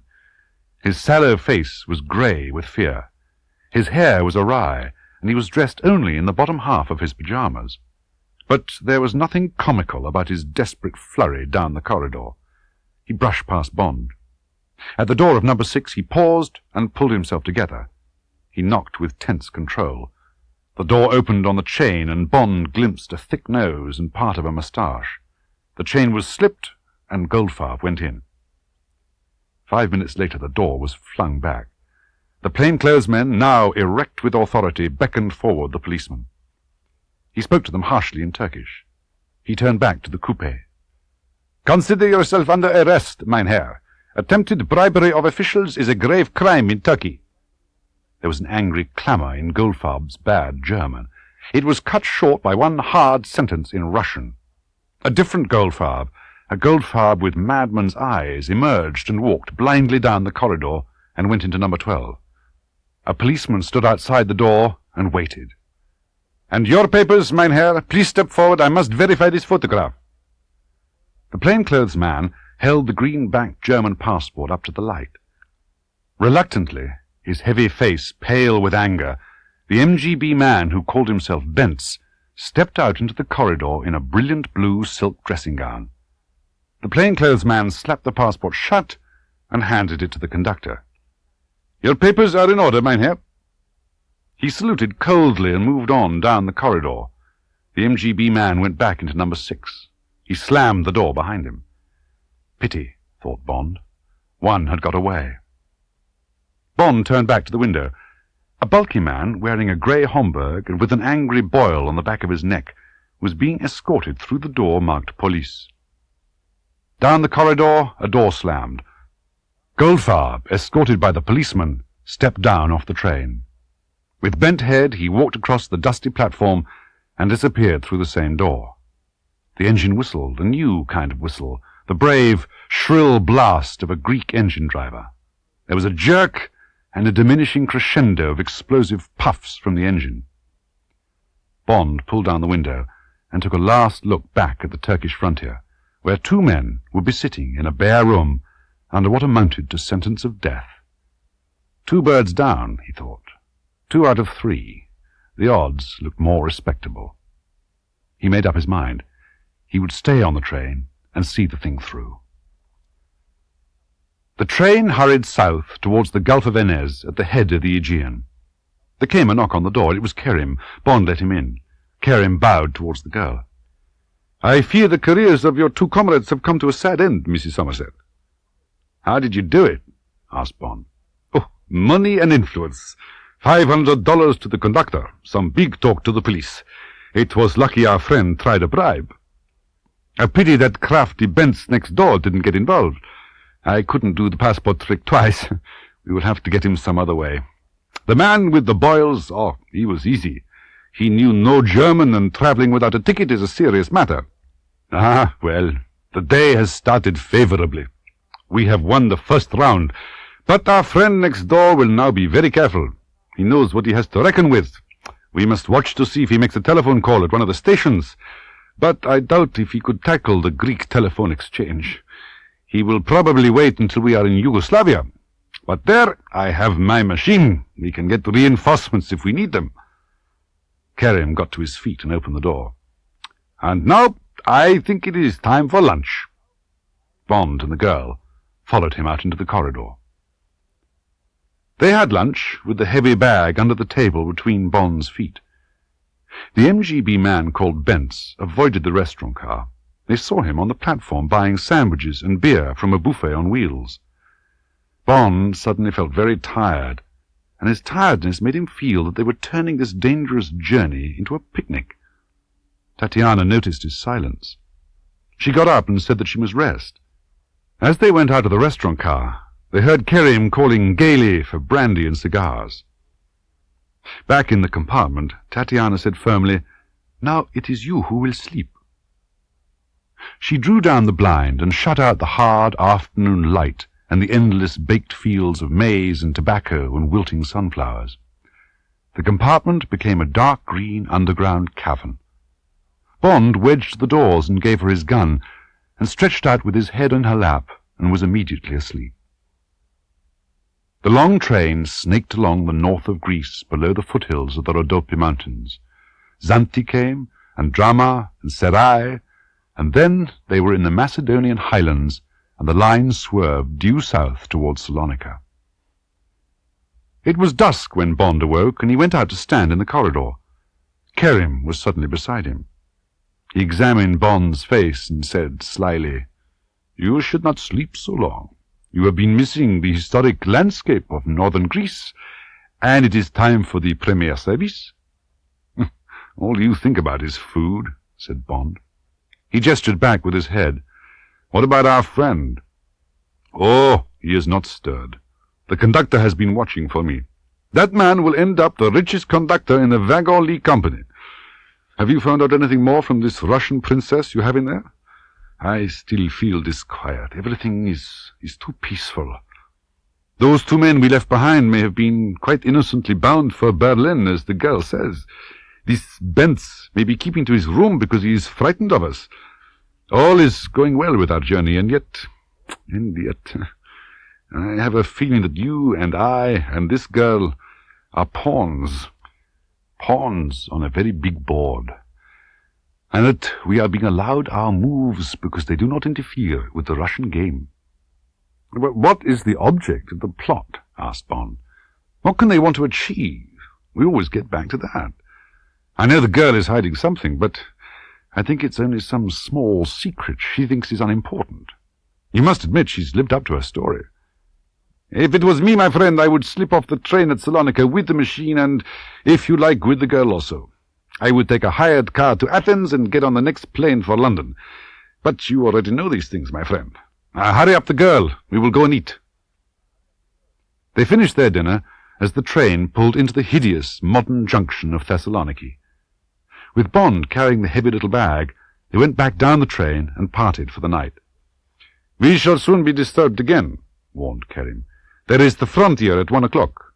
The Greeks will be no trouble, but those Yugoslavs like waking up anyone who's travelling soft.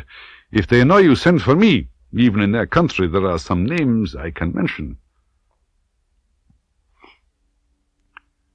Bond dozed wakefully as the train laboured up the moonlit valley of the Vardar towards the instep of Yugoslavia. Tatiana slept with her head in his lap. 10 minutes after they had arrived at the Greek frontier station of Idomeni, there was a hasty knocking on the door. It woke the girl. Bond slipped from under her head. He put his ear to the door. "What is it?" he said. "Le conducteur, monsieur, there has been an accident. Your friend Karim Bey—" "Wait," said Bond fiercely. He fitted the Beretta into its holster and put on his coat. He tore open the door. The conductor's face was yellow under the corridor light. "This way, monsieur," he said urgently. He ran down the corridor towards the first class. Officials were clustered round the open door of the second compartment. They were standing, staring. The conductor made a path for Bond. Bond reached the door and looked in. The hair stirred softly on his head. Along the right-hand seat were two bodies. They were frozen in a ghastly death struggle that might have been posed for a film.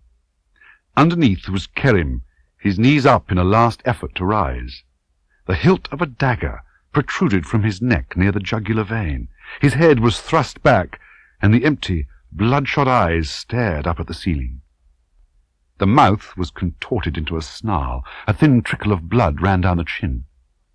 Half on top of him sprawled the heavy body of the MGB man called Bentz, locked there by Kerim's left arm round his neck.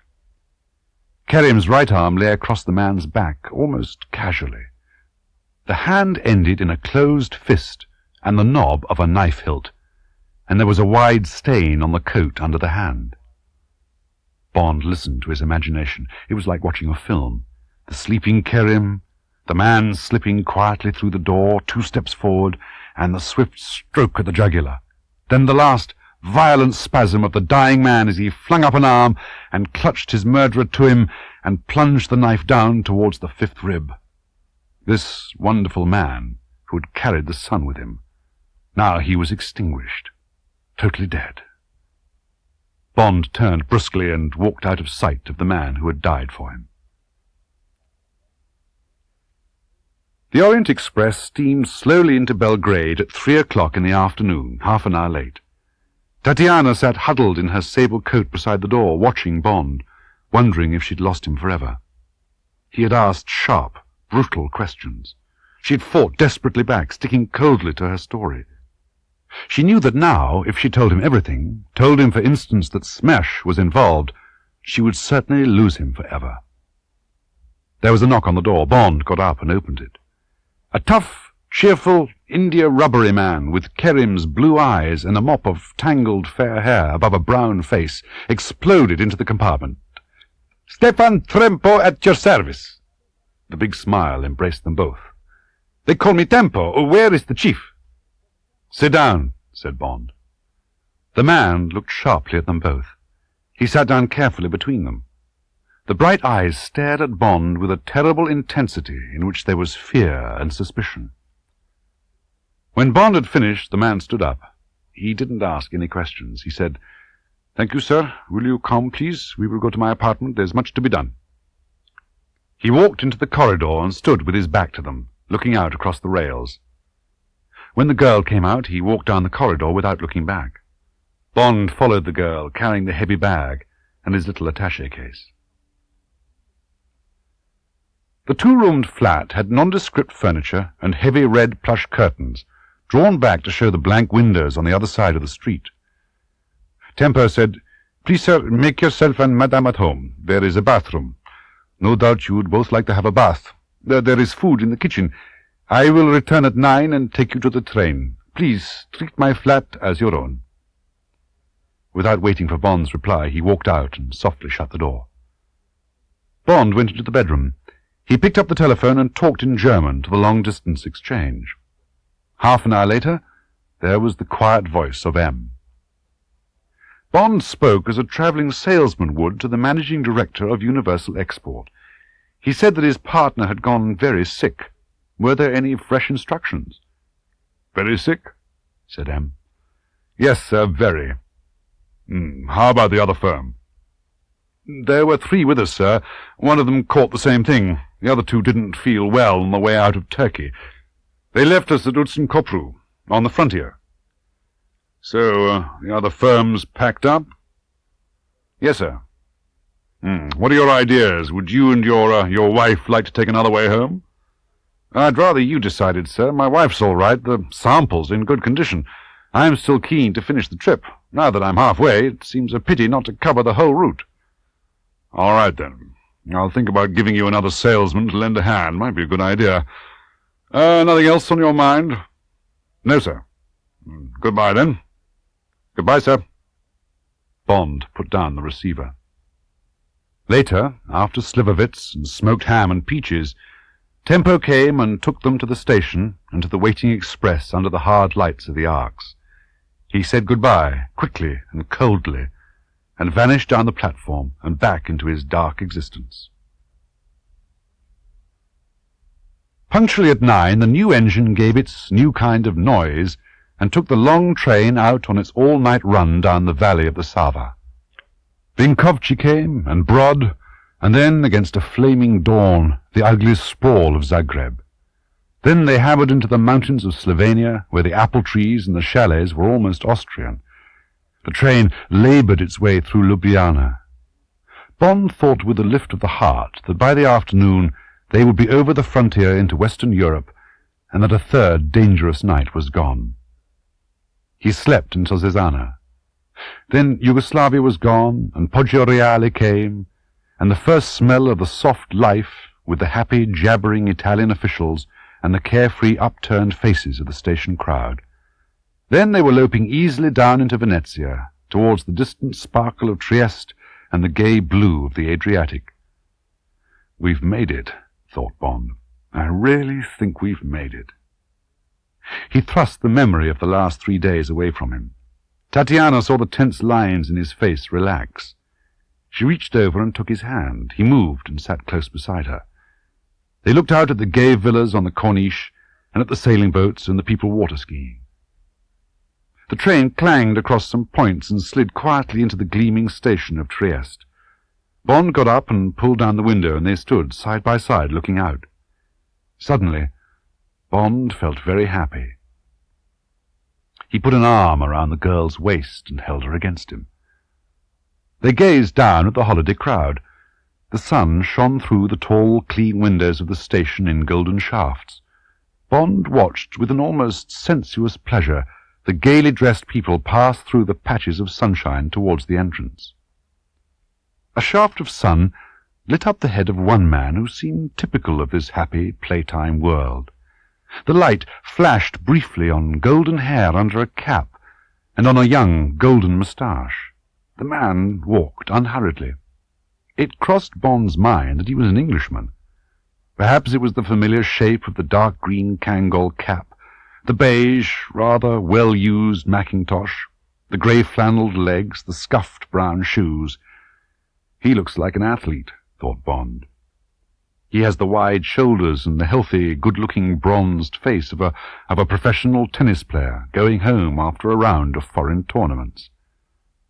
The man came nearer. Now he was looking straight at Bond. With recognition? Bond searched his mind. Did he know this man? No. He would have remembered those eyes that stared out so coldly under the pale lashes. They were opaque, almost dead, the eyes of a drowned man. But they had some message for him. Bond watched him reach for the rail and swing himself easily up the steps into the first-class carriage. Suddenly, Bond knew what the glance had meant, who the man was. Of course! This man was from the service. After all, M had said he thought it'd be a good idea to send along an extra hand. That was the message of those queer eyes. Bond would bet anything that the man would soon be along to make contact. How like M to make absolutely sure.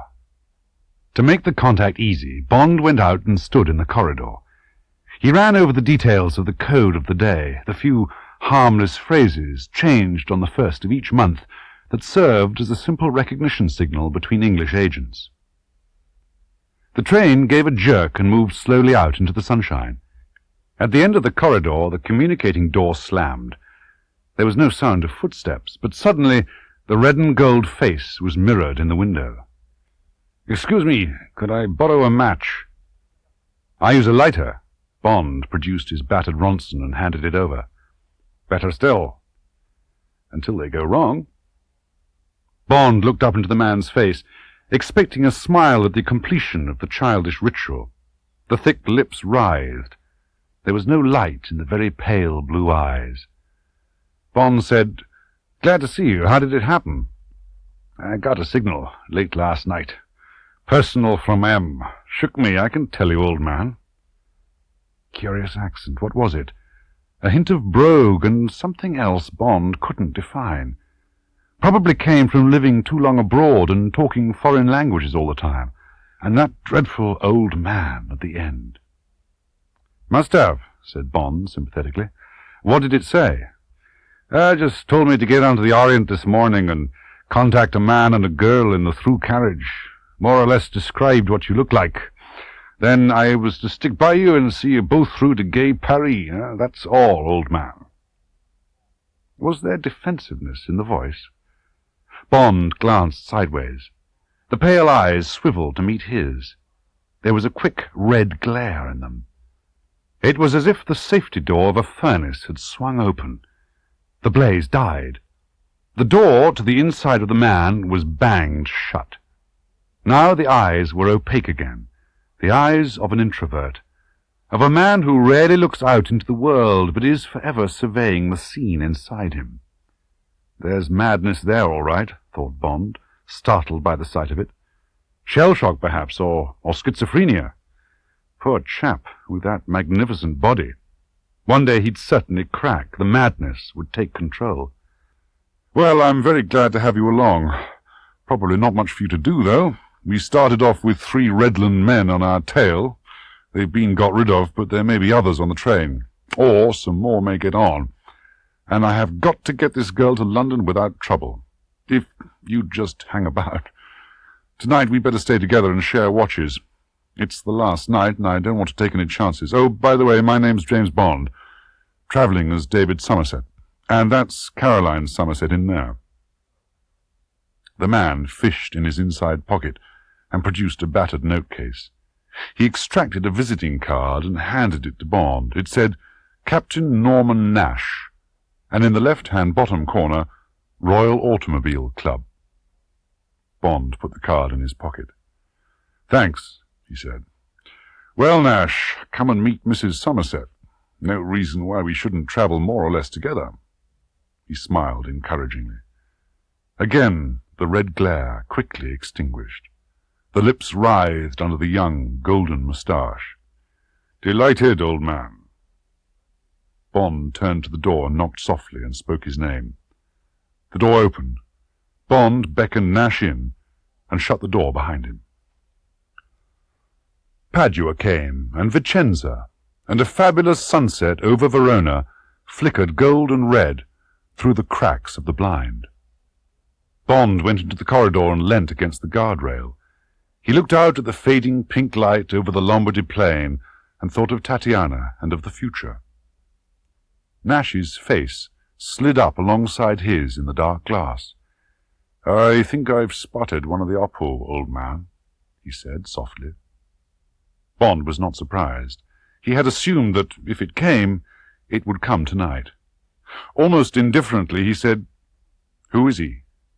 "I don't know what his real name is, but he's been through Trieste once or twice. Something to do with Albania. In number 9, right next to you. I don't think I could be wrong about him, old man." Bond glanced at the eyes in the big brown face. Again, the furnace door was ajar.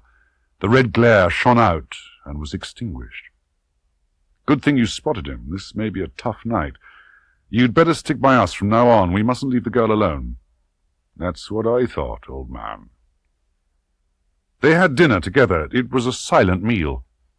Nash sat beside the girl and kept his eyes on his plate. He held his knife like a fountain pen and frequently wiped it on his fork. He was clumsy in his movements. Halfway through the meal he reached for the salt and knocked over Tatiana's glass of Chianti. He apologized profusely. He made a great show of calling for another glass and filling it. Coffee came. Now it was Tatiana who was clumsy. She knocked over her cup. She'd gone very pale, and her breath was coming quickly. Nash jumped up and took charge. "Ladies come over queer," he said shortly. "Allow me." He reached down and put an arm round the girl and lifted her to her feet. "I'll take her back to the compartment. You'd better look after the bag, and see to the bill. I can take care of her till you come." "It's all right," protested Tatiana, with the slack lips of deepening unconsciousness. "Don't worry, James. I'll lie down." Her head lolled against Nash's shoulder. Nash put one thick arm round her waist and manoeuvred her quickly and efficiently down the crowded aisle and out of the restaurant car. Bond impatiently snapped his fingers for the waiter. She must be dead beat, he thought. Why hadn't he realized the strain she was going through? He cursed himself for his selfishness. Thank heavens for Nash. Efficient sort of chap, for all his uncouthness. Bond paid the bill. He took up the heavy little bag and walked as quickly as he could down the crowded train. He tapped softly on the door of number 7. Nash opened it and came out with his finger on his lips. He closed the door behind him. "Through a bit of a faint," he said. "She's all right now. Beds were made up. She's gone to sleep in the top one.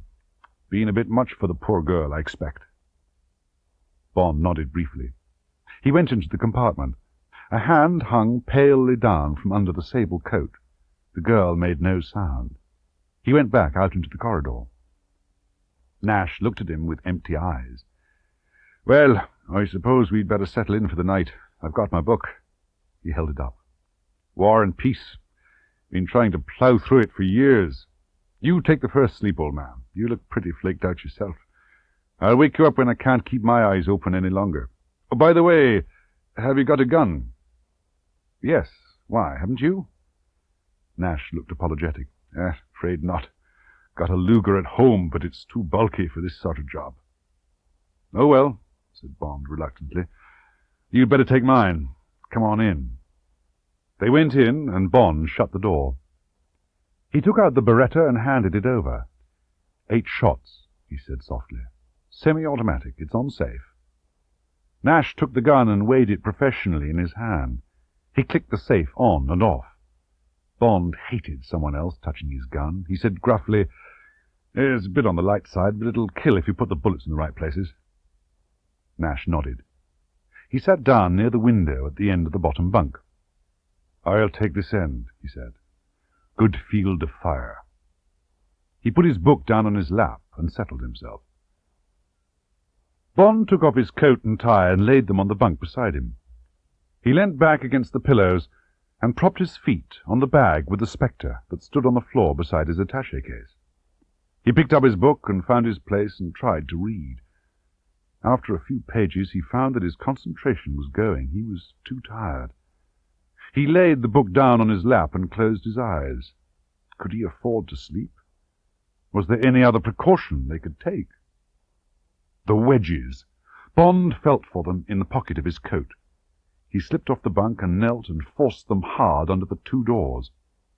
Then he settled himself again and switched off the reading light behind his head. The violet eye of the night light shone softly down. "Thanks, old man," said Captain Nash softly. The train gave a moan and crashed into a tunnel. The light nudge at his ankle woke Bond. He didn't move. His senses came to life like an animal's. The spectral eye of the nightlight cast its deep velvet sheen over the little room. No sound came from the upper bunk. By the window, Captain Nash sat in his place, his book open on his lap, a flicker of moonlight from the edges of the blind showing white on the double page. He was looking fixedly at Bond. Bond registered the intentness of the violet eyes. The lips parted. There was a glint of teeth. "Sorry to disturb you, old man. I feel in the mood for a talk." What was there new in the voice? Bond put his feet softly down on the floor. He sat up, straighter. Danger, like a third man, was standing in the room. He lifted his wrist to look at the time. The violet light defeated the phosphorus numerals. He tilted the face towards the strip of moonlight from the window. From the direction of Nash there came a sharp click. Bond felt a violent blow on his wrist. Splinters of glass hit him in the face. His arm was flung back against the door. The book was still open on Nash's lap, but now a thin wisp of smoke was coming out of the hole at the top of its spine, and there was a faint smell of fireworks in the room. The saliva dried in Bond's mouth as if he'd swallowed alum. So there had been a trap all along, and the trap had closed. Captain Nash had been sent to him by Moscow, not by M. And the MGB agent in number 9 was a myth, and Bond had given Nash his gun. He'd even put wedges under the doors so that Nash would feel more secure. Bond shivered, not with fear, with disgust. Nash spoke. "That will save us a great deal of argument, old man. Just a little demonstration. They think I'm pretty good with this little bag of tricks. There are 10 bullets in it, .25 dum-dum, fired by an electric battery. Now, let's get down to business. I expect you'd like to know what this is all about. We've got about half an hour before you're due to go. It'll give me an extra kick, telling the famous Mr. Bond of the Secret Service what a bloody fool he is. You see, old man, you're not so good as you think. You're just a stuffed dummy, and I've been given the job of letting the sawdust out of you. You're going to die in half an hour. No mistake about it. I've never made a mistake, or I wouldn't have my job." "What is your job?" "Chief Executioner of Smash. You know the name, I believe, old man." Smash. So that was the answer, the worst answer of all. And this was their chief killer. Bond remembered the red glare that flickered in the opaque eyes. A killer, a psychopath, manic-depressive probably, a man who really enjoyed it. What a useful man for Smash to have found. "Where does the girl come into all this?" "Part of the bait, don't worry. She won't butt in on our talk. Fed her a pinch of chloral hydrate when I poured her that glass of wine. She'll be out for the night. And then for every other night. She's to go with you." "Oh, really?" Bond slowly lifted his aching hand onto his lap, flexing the fingers to get the blood moving. "Well, let's hear the story. Careful, old man. No tricks. No Bulldog Drummond stuff will get you out of this one. If I don't like even the smell of a move, it'll be just one bullet through the heart. Remember, I don't miss. Ever." "Good show," said Bond carelessly.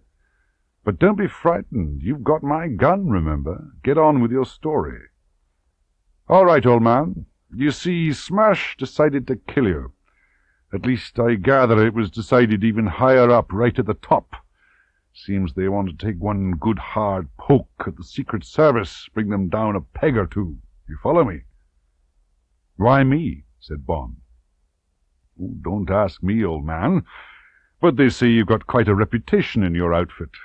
The way you're going to be killed is going to bust up the whole show. It's been 3 months cooking, this plan, and it's a beaut. You see, we've got quite a planner in Smash, man called Kronstein. He said vanity would get you, and greed, and a bit of craziness in the plot. He said you'd all fall for the craziness in London, and you did, didn't you?" Yes, they had indeed. Bond remembered just how much the eccentric angles of the story had aroused their curiosity. And vanity? Yes, he had to admit that the idea of this Russian girl being in love with him had helped. And there'd been the spectre. That had decided the whole thing. Plain greed for it. He said noncommittally, "We were interested." Then came the operation. Our head of operations is quite a character. I'd say she's killed more people than anyone in the world, or arranged for them to be killed. Yes, it's a woman. Name of Klebb, Rosa Klebb. A real swine of a woman. But she certainly knows all the tricks. Rosa Klebb. So, at the top of Smash there was a woman. If he could somehow survive this and get after her. The fingers of Bond's right hand curled softly. The flat voice in the corner went on. Well, she found this Romanova girl. Trained her for the job. By the way, how was she in bed? Pretty good? Bond didn't believe it. That first night might have been staged, but afterwards had been real. He took the opportunity to shrug his shoulders. It was an exaggerated shrug, to get the man accustomed to movement. Oh, well, not interested in that sort of thing myself. But they got some nice pictures of you two. Nash tapped his coat pocket. Whole reel of 16mm. That's going into her handbag. It'll look fine in the papers. Nash laughed, a harsh, metallic laugh. Ha! They'll have to cut out some of the juiciest bits, of course. The change of rooms at the hotel, the honeymoon suite, the big mirror behind the bed. How well it all fitted. Bond felt his hands wet with perspiration. He wiped them down his trousers. A steady, old man. You nearly got it then. I told you not to move, remember? Bond put his hands back on the book in his lap. How much could he develop these small movements? How far could he go? Get on with the story, he said. Did the girl know these pictures were being taken? Did she know Smash was involved in all this? Nash snorted. Of course she didn't know about the pictures. But I don't know much about that side. We all worked in compartments. I'd never seen her until today. I only know what I picked up. But, of course, the girl knew she was working for Smash. She was told she had to get to London and do a bit of spying when she got there. The silly idiot, thought Bond. Why the hell hadn't she told him that Smash was involved? She must have been frightened even to speak the name. Thought he would have her locked up or something. She'd always said she'd tell him everything when she got to England, that he must have faith and not be afraid. Faith? When she hadn't the foggiest idea herself what was going on. She had been as fooled as he had been. But any hint would have been enough, would have saved the life of Kerim, for instance. And what about hers and his own? Then this Turk of yours had to be got rid of. I gather that took a bit of doing. Nash took a quick glance at his wristwatch. In about 20 minutes we go into the Simplon tunnel. That's where they want it done. More drama for the papers. 1 bullet for you as we go into the tunnel. Just 1 in the heart. The noise of the tunnel will help in case you're a noisy dyer. Then 1 in the back of the neck for her, with your gun, and out of the window she goes. Then 1 more for you with your gun, with your fingers wrapped round it, of course. Plenty of powder on your shirt. Suicide. That's what it'll look like at first. But there'll be 2 bullets in your heart. That'll come out later. More mystery. Search the Simplon again. Who was the man with the fair hair? They'll find the film in her bag. And in your pocket there'll be a long love letter from her to you. A bit threatening. It's a good one. Smash wrote it. It says that she'll give the film to the newspapers unless you marry her. That you promised to marry her if she stole the Spectre. As a matter of fact, old man, the Spectre's booby-trapped. When your cipher experts start fiddling with it, it's going to blow them all to glory. Not a bad dividend on the side. Nash chuckled dully. And then the letter says that all she's got to offer you is the machine and her body, and all about her body and what you did with it. Hot stuff, that part. Right? So, what's the story in the papers, the left-wing ones that'll be tipped off to meet the train? Old man, the story's got everything. Orient Express, beautiful Russian spy murdered in the Simplon tunnel, filthy pictures, secret cipher machine, handsome British spy with career ruined, murders her and commits suicide. Sex, spies, luxury train, Mr. and Mrs. Somerset. Oh, it'll run for months. And what a poke in the eye for the famous intelligence service.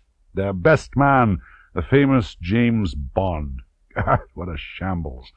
Then, bang, goes the cipher machine. What's your chief going to think of you? What's the public going to think? And the government and the Americans? Talk about security. No more atom secrets from the Yanks. Nash paused and let it all sink in. With a touch of pride he said, "This is going to be the story of the century." Yes, thought Bond, yes. He was certainly right about that. The French papers would give it such a send-off there'd be no stopping it. They wouldn't mind how far they went with the pictures or anything else. There wasn't a press in the world that wouldn't pick it up. And the Spectre, would M's people or the Deuxième have the sense to guess it was booby-trapped? How many of the best cryptographers in the West would go up with it? God, he must get out of this jam, but how? The top of Nash's War and Peace yawned at him. Let's see. Bond's eyes stared into the violet gloom, measuring the depth of the shadow in his corner under the roof of the top bunk, remembering exactly where his attaché case stood on the floor, guessing what Nash would do after he had fired. Bond said, "You took a bit of a gamble on my letting you team up at Trieste. And how did you know the code of the month?" "We know your code of the month for every year. As for picking you up at Trieste, I didn't. Rode down with you in the front of the train, got out as we stopped, and walked back up the platform. We were waiting for you in Belgrade. Knew you'd call your chief. Been listening in on that Yugoslav's telephone for weeks. You were in the killing bottle from the moment you got off that plane in Turkey." Bond thought, we knew Smersh was good, but we never knew they were as good as this. The knowledge was vital. Somehow he must get it back. His mind raced round the details of his pitifully thin, pitifully desperate plan. He said, "Smersh seems to have thought things out pretty well. Must have taken a lot of trouble. There's only one thing—" He let his voice hang in the air. "What's that, old man?" Nash, thinking of his report, was alert. "Not without a cigarette." "Okay, go ahead. But if there's a move I don't like, you'll be dead." Bond slipped his right hand into his hip pocket. He drew out his broad gunmetal cigarette case, opened it, took out a cigarette, took his lighter out of his trouser pocket, lit the cigarette, and put the lighter back. He left the cigarette case on his lap beside the book.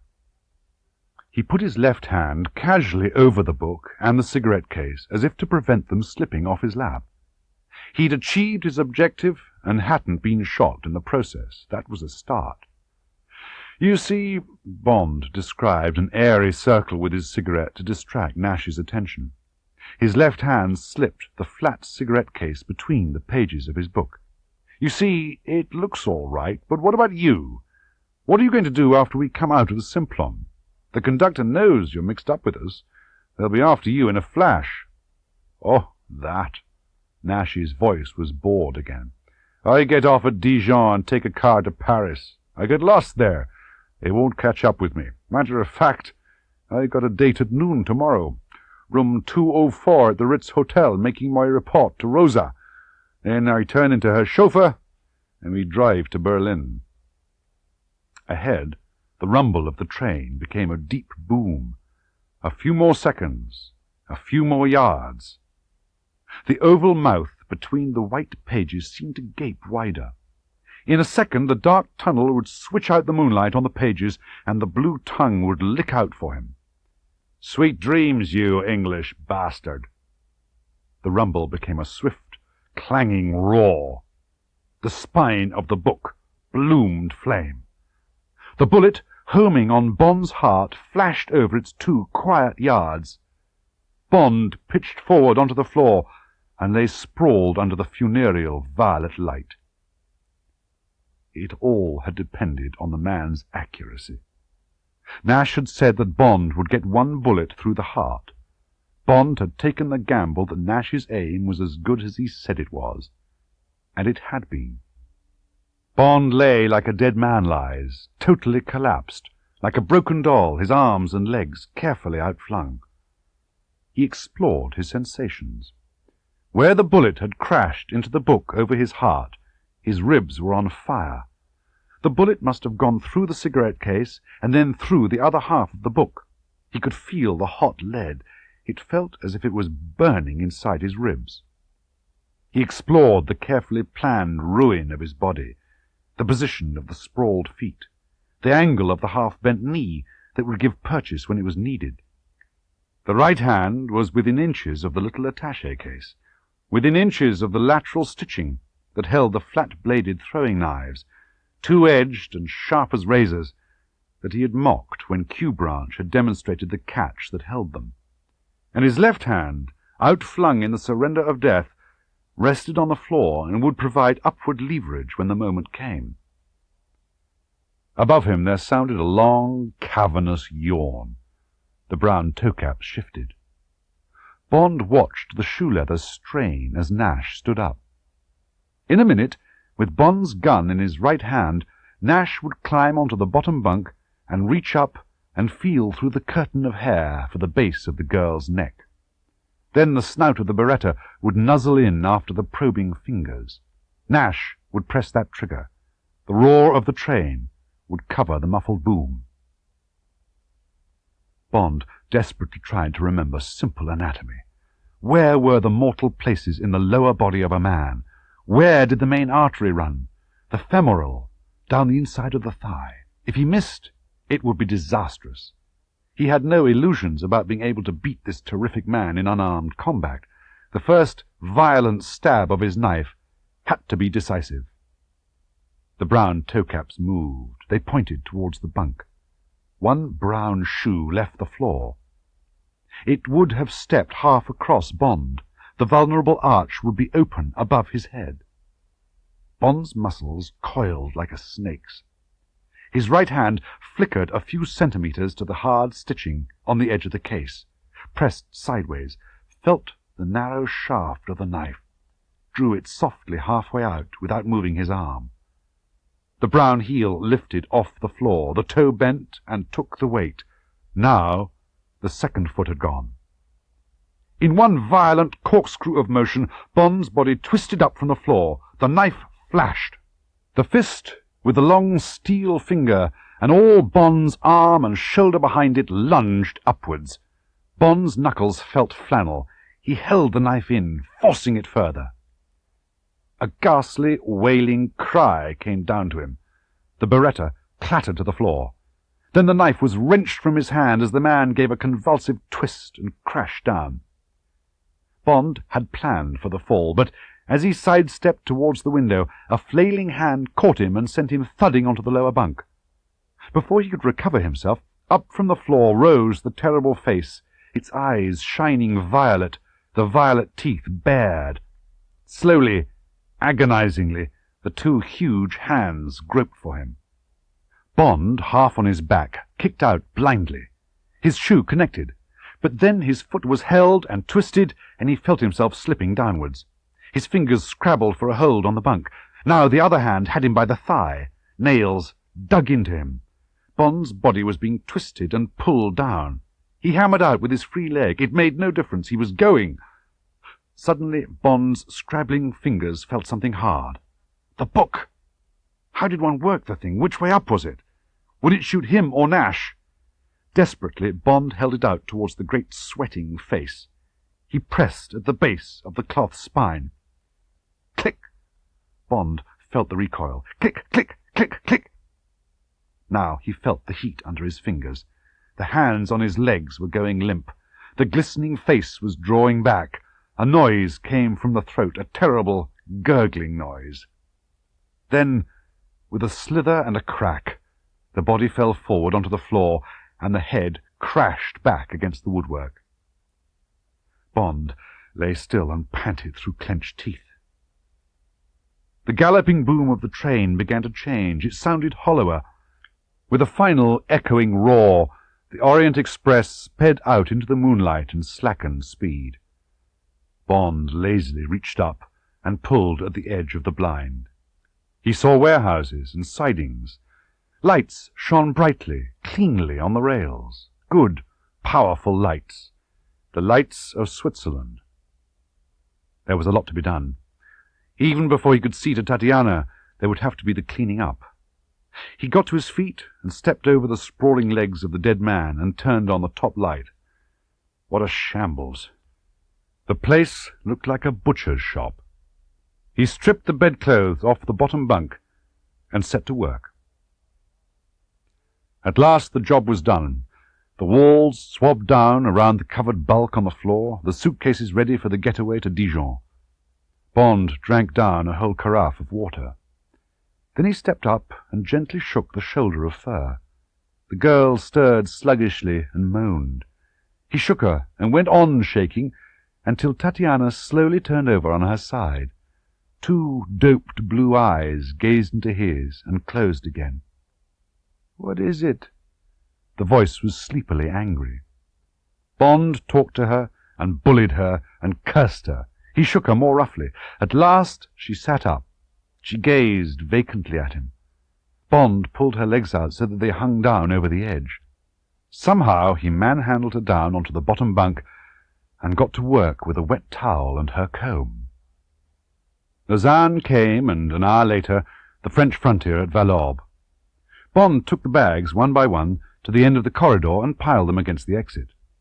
Then he went along to the conductor and told him that Madame was not well and that they would be leaving the train at Dijon. "Don't derange yourself," he said. "I've taken the luggage out so as not to disturb Madame. My friend, the one with the fair hair, is a doctor. He's been sitting up with us all night. I've put him to sleep in my bunk. The man was exhausted. It would be kind not to waken him until 10 minutes before Paris." "Certainement, monsieur." The conductor had not been showered with money like this since the good days of travelling millionaires. He handed over Bond's passport and tickets. The train began to slacken speed. They were coming into Dijon. Bond went back to the compartment. He dragged Tatiana to her feet and out into the corridor and shut the door on the white pile of death beside the bunk. The next day a taxi drew up at the Rue Cambon entrance to the Ritz Hotel in Paris. Bond paid off the taxi and went through the door on the left that leads into the Ritz bar. He ordered a double vodka martini. Suddenly the last 4 days were washed off the calendar. All his duties had been taken care of. The girl was sleeping in a bedroom at the embassy. The Spectre, still pregnant with explosive, had been taken away by the bomb disposal squad of the 2e Bureau. He had spoken to his old friend René Matisse, now head of the 2e, and the concierge at the Cambon entrance to the Ritz had been told to give him a pass-key and ask no questions. René had been delighted to find himself again involved with Bond in une affaire noire. "Have confidence, cher James," he had said. "I will execute your mysteries. You could tell me the story afterwards. 2 laundrymen with a large laundry basket will come to room 204 at 12:15. I shall accompany them dressed as the driver of their camion. We are to fill the laundry basket and take it to Orly and await an RAF Canberra which will arrive at 2 o'clock. We hand over the basket. Some dirty washing, which was in France, will be in England, yes?" Head of Station F had spoken to M on the Scrambler. He'd passed over a short written report from Bond. He had asked for the Canberra. No, he had no idea what it was for. Bond had only shown up to deliver the girl and the Spectre. He'd eaten a huge breakfast and had left the embassy saying he'd be back after lunch. Bond finished his martini, paid for it, and walked out of the bar and up the steps to the concierge's lodge. The concierge looked sharply at him and handed over a key. Bond walked over to the lift and got in and went up to the 3rd floor. He walked softly down the corridor, looking at the numbers. 204. Bond put his right hand inside his coat and onto the taped butt of the beretta. It was tucked into the waistband of his trousers.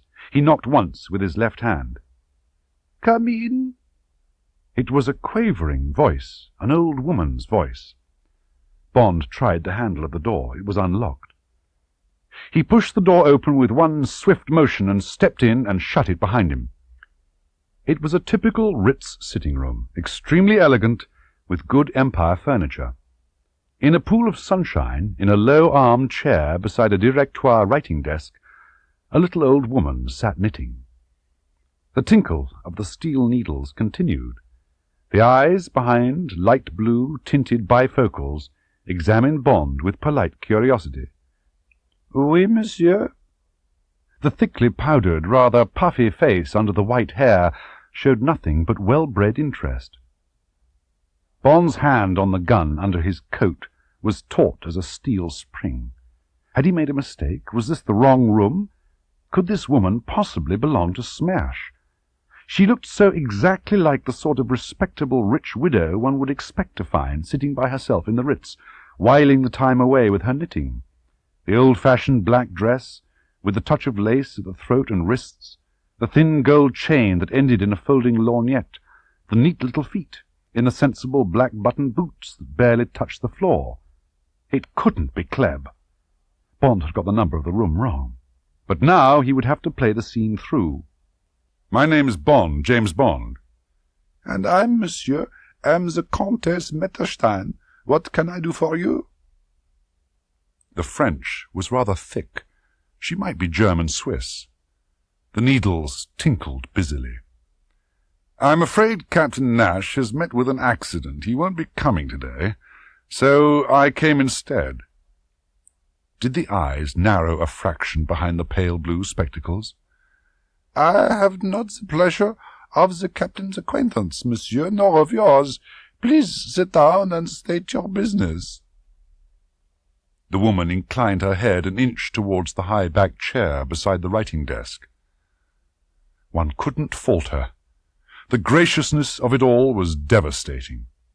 Bond walked across the room and sat down. Now he was about 6 feet away from her. The desk held nothing but a tall, old-fashioned telephone with a receiver on a hook, and, within reach of her hand, an ivory-buttoned bell-push.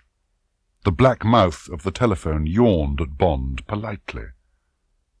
Bond stared rudely into the woman's face, examining it. It was an ugly face, toad-like under the powder and under the tight cottage loaf of white hair. The eyes were so light brown as to be almost yellow. The pale lips were wet and blubbery below the fringe of nicotine-stained moustache. Nicotine? Where were her cigarettes? There was no ashtray, no smell of smoke in the room. Bond's hand tightened again on his gun. He glanced down at the bag of knitting, at the shapeless length of small denier beige wool the woman was working on. The steel needles, what was there odd about them? The ends were discoloured, as if they'd been held in fire. Did knitting needles ever look like that? "Eh bien, monsieur." Was there an edge to the voice? Had she read something in his face? Bond smiled. His muscles were tense, waiting for any movement, any trick. "It's no use," he said cheerfully, gambling. "You are Rosa Klebb, and you're head of OTL 2 of Smash. You're a torturer and a murderer. You wanted to kill me and the Romanov girl. I'm very glad to meet you at last." The eyes had not changed. The harsh voice was patient and polite. The woman reached out her left hand towards the bell-push. "Monsieur, I'm afraid you are deranged. I must ring for the valet de chambre and have you shown to the door." Bond never knew what saved his life. Perhaps it was the flash of realization that no wires led from the bell-push to the wall or into the carpet. Perhaps it was the sudden memory of the English "come in" when the expected knock came on the door. But as her finger reached the ivory knob, he hurled himself sideways out of the chair. As Bond hit the ground, there was a sharp noise of tearing calico. Splinters from the back of his chair sprayed around him. The chair crashed to the floor. Bond twisted over, tugging at his gun. Out of the corner of his eye he noticed a curl of blue smoke coming from the mouth of the telephone. Then the woman was on him, the knitting needles glinting in her clenched fists. She stabbed downwards at his legs. Bond lashed out with his feet and hurled her sideways. As he got to one knee, he knew what the coloured tips of the needles meant. It was poison, probably one of those German nerve poisons. All she had to do was scratch him, even through his clothes. Bond was on his feet. She was coming at him again. He tugged furiously at his gun. The silencer had caught. There was a flash of light. He dodged. One of the needles rattled against the wall behind him, and the dreadful chunk of woman, the white bun of wig askew on her head, the slimy lips drawn back from her teeth, was on top of him. Bond, not daring to use his naked fists against the needles, vaulted sideways over the desk. Panting and talking to herself in Russian, Rosa Klebb scuttled round the desk, the remaining needle held forward like a rapier. Bond backed away, working at the stuck gun.